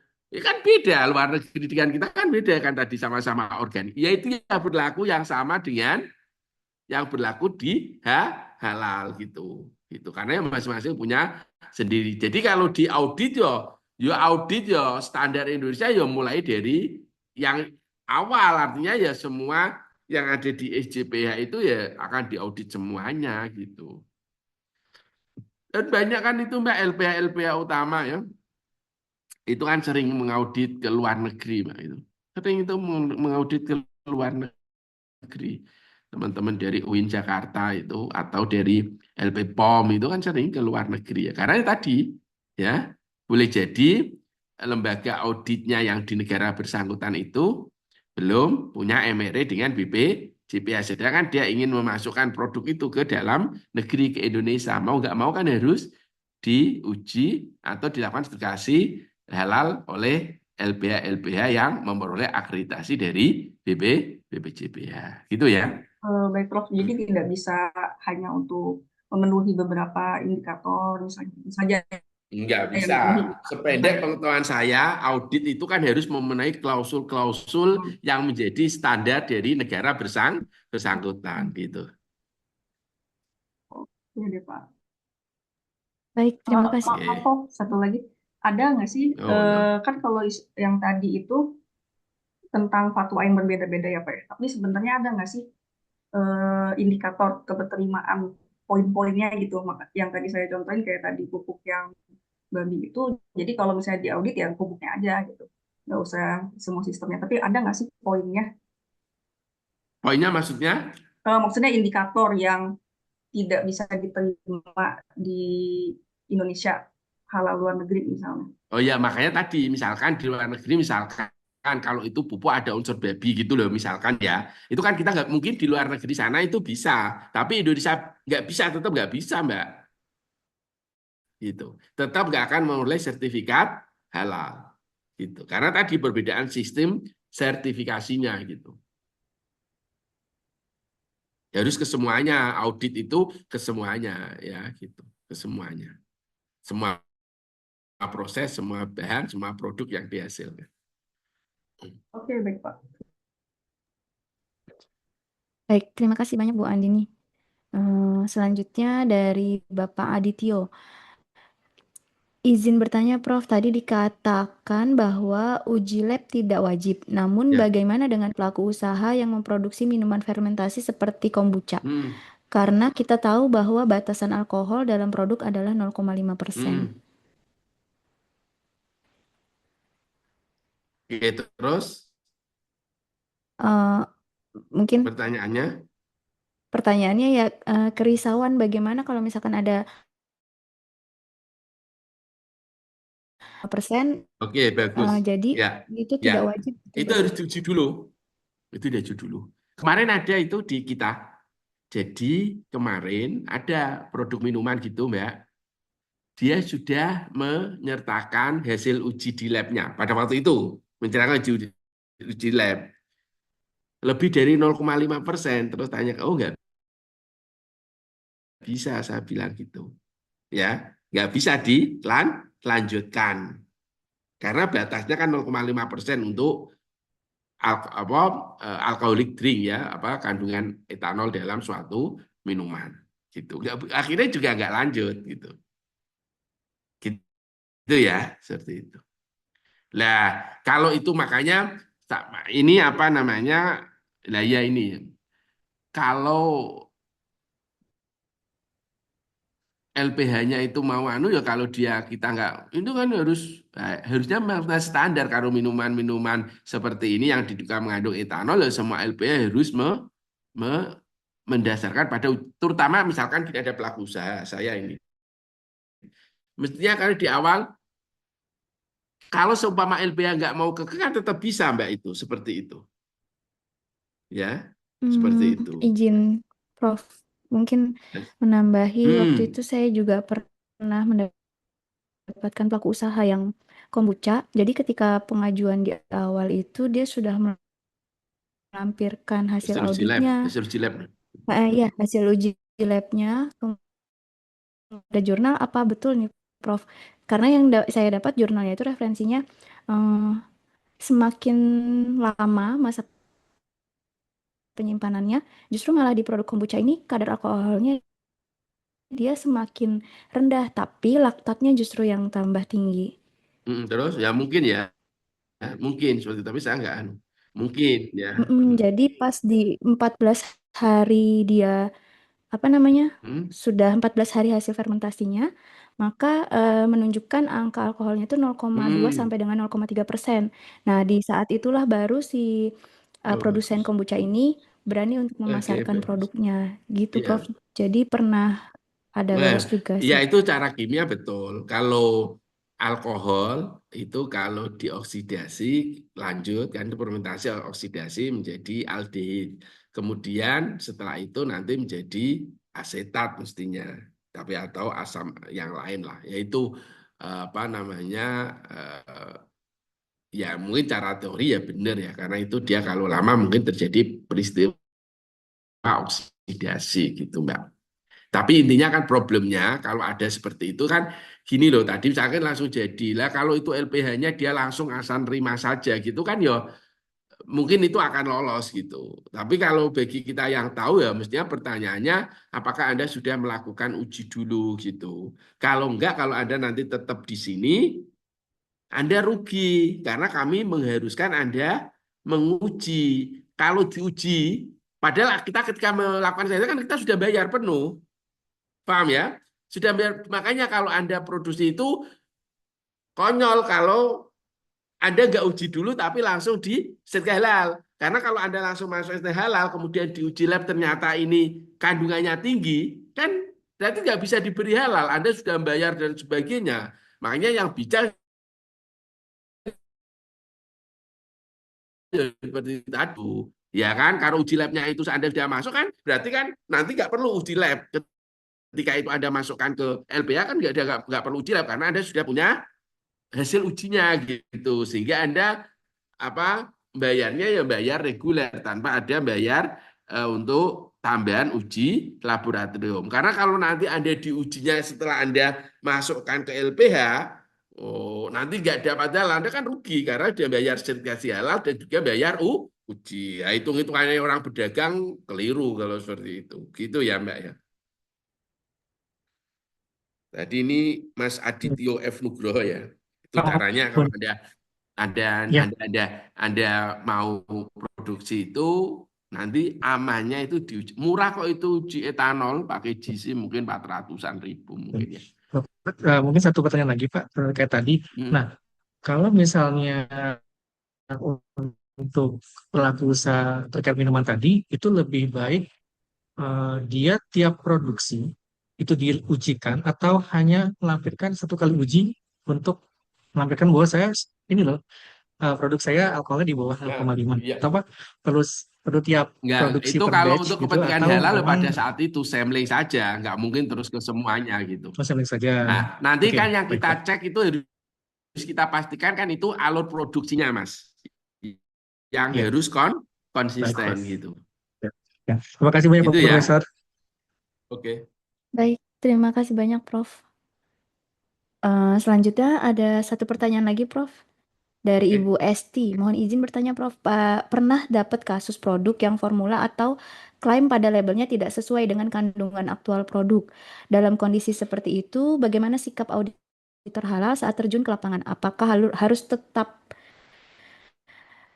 menjadi perhatian dalam audit halal karena berkaitan dengan integritas proses dan ketelusuran bahan atau sepenuhnya menjadi ranah Iya, BPOM. bagus ini. Iya, Terima pertanyaan kasih, ini. Prof. Jadi ini farmasi ya Mbak Esti ini ya kelihatannya dia bisa fasih menyebut. Jadi untuk bahan ada beberapa produk itu harus mempunyai apa yang disebut dengan izin edar. Dan melakukan izin edar itu maka akan dicek komposisinya. Kalau kita halal itu memang dasarnya tadi ya kejujuran ya integritas. Jadi kita hanya mengecek terkait dengan bahan-bahan yang dilaporkan saja gitu. Seperti itu. Jadi kita nggak, kalau Badan POM kan jelas melihat komposisinya dan sebagainya ya gitu. Sangat boleh jadi Badan POM akan mengecek sampai detail. Kalau halal gitu tidak, Mbak. Kita hanya melihat bahwa tadi dasarnya kepercayaan gitu. Bagaimana Bu Esti?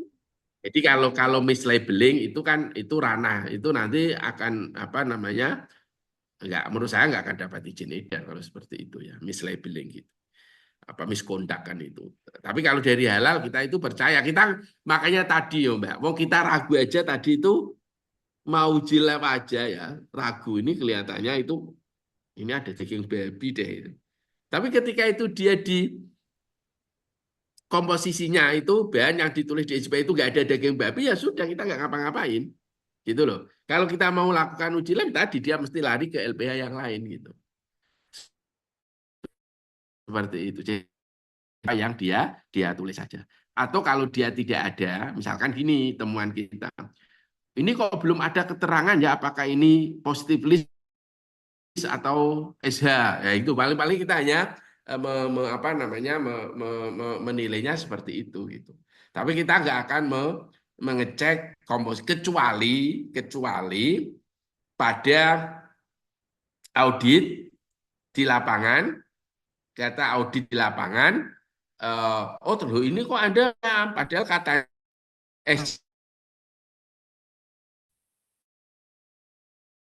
ya nanti kita minta dia untuk memberikan tambahan di bahan yang digunakan gitu. Dan prosesnya sama harus ada dari RPH yang sudah halal seperti itu. Itu kalau itu sering ya gitu. Itu sering, tapi itu kan bukan karena apa ya? Bukan karena dia merubah komposisinya atau mislabelingnya gitu seperti itu.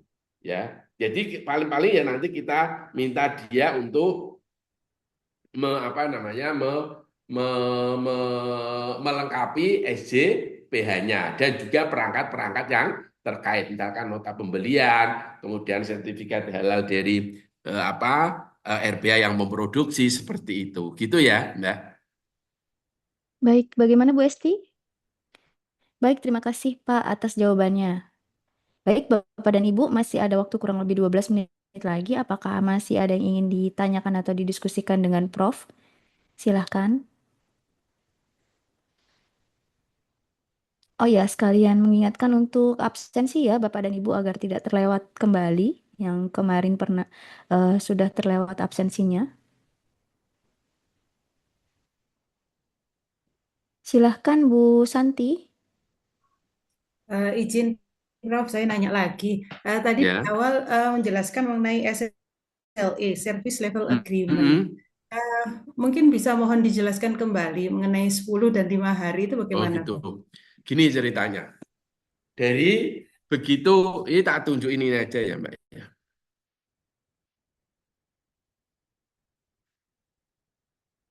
Tak tunjuk ini intinya.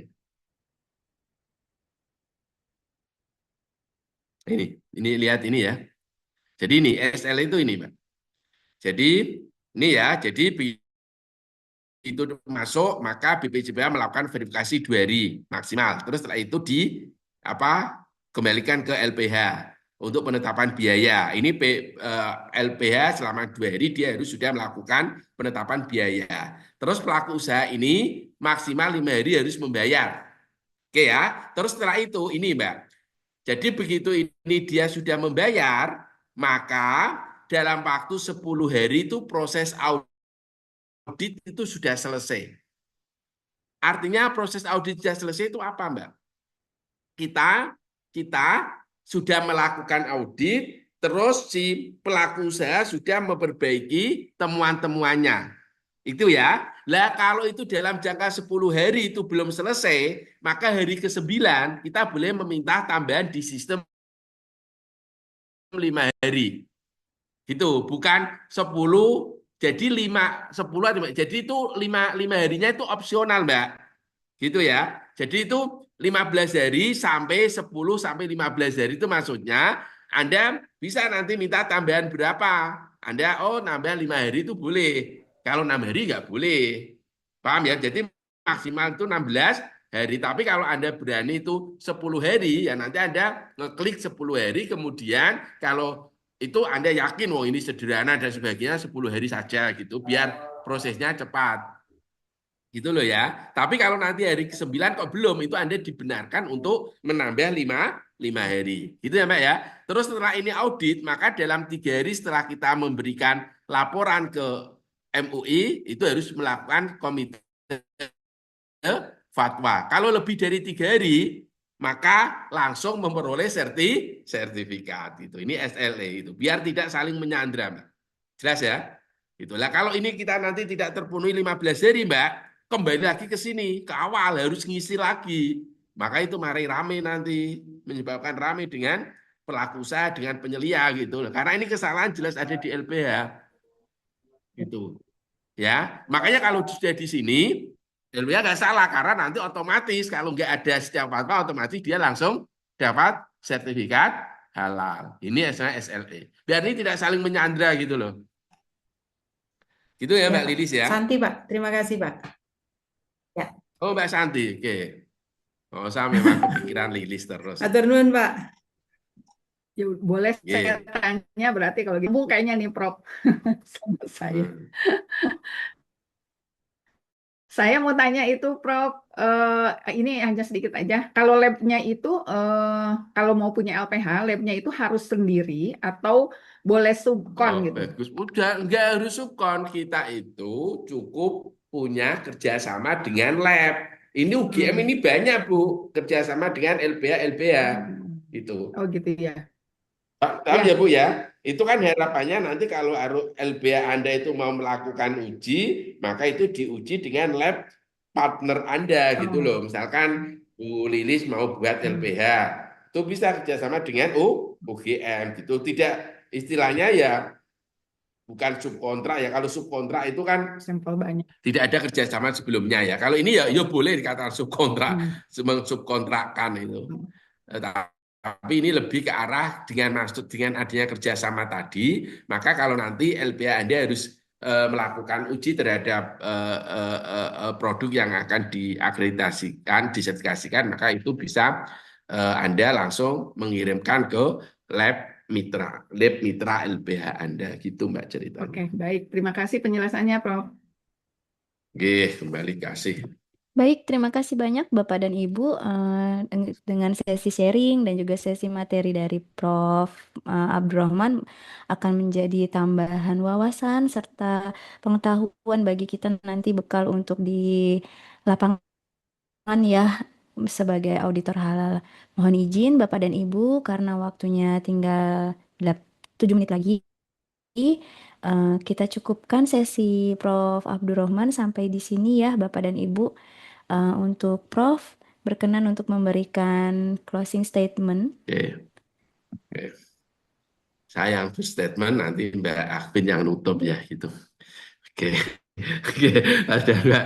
Oke semuanya Bapak sekali lagi enjoy aja ya. Saya selama ini senang ya menjadi auditor itu senang. Betul nanti Bapak itu akan memperoleh inspirasi dan pokoknya senang dulu ya. Pokoknya tidak ada energi yang melebihi energi cinta gitu. Harus pokoknya senang dengan apa yang kita lakukan. Saya bilang ke mahasiswa kalau Anda belajar itu dasarnya harus cinta. Kita sebagai auditor itu dasarnya juga harus cinta. Makanya saya itu punya guru namanya Pak Mursidi itu. Beliau itu bilangnya seperti ini. Cintailah apa yang kamu kerjakan dan jangan hanya mengerjakan apa yang kamu cintai. Makanya dasarnya cinta. Dengan Mas dan Mbak semuanya menjadi auditor ini, maka berarti sudah menyintai pekerjaan ini dan nanti diniati untuk membantu orang untuk mengkonsumsi produk halal seperti itu ya. Gitu ya Mbak Afin ya. Kalau masalah materi yang ilmiah tadi kan sudah semuanya saya sampaikan, tidak ada yang saya tutup-tutupi ya. Gitu ya Mas dan Mbak, semuanya sukses semuanya ya. Siap, terima kasih banyak Prof. Mohon izin Prof untuk update materinya apa boleh kami dikirimkan? Ya nanti tak kasihkan ke Mas Arifin, nanti Siap. tak downloadkan dari Canva saya, nanti terus tak kasihkan ke Mas Arifin ya. Terima kasih Gitu. banyak Prof. Baik Oke. Bapak dan Ibu, terima kasih banyak untuk sesi ini. Mohon maaf jika ada kesalahan ataupun kelalaian dari kami dan juga narasumber. Saya live dulu ya Mbak. Untuk Jangan. Prof Ya, dipersilahkan semuanya saya melanjutkan kegiatan semua sukses. berikutnya. Saya undur diri dulu ya karena sudah undur. Oke. Terima kasih Baik, Prof. terima kasih banyak Prof. Selamat melanjutkan kegiatan. Baik Bapak dan Ibu, sebelum kita masuk ke istirahat, saya kembalikan dulu kepada Ibu Elia Yuswita. Silakan Ibu.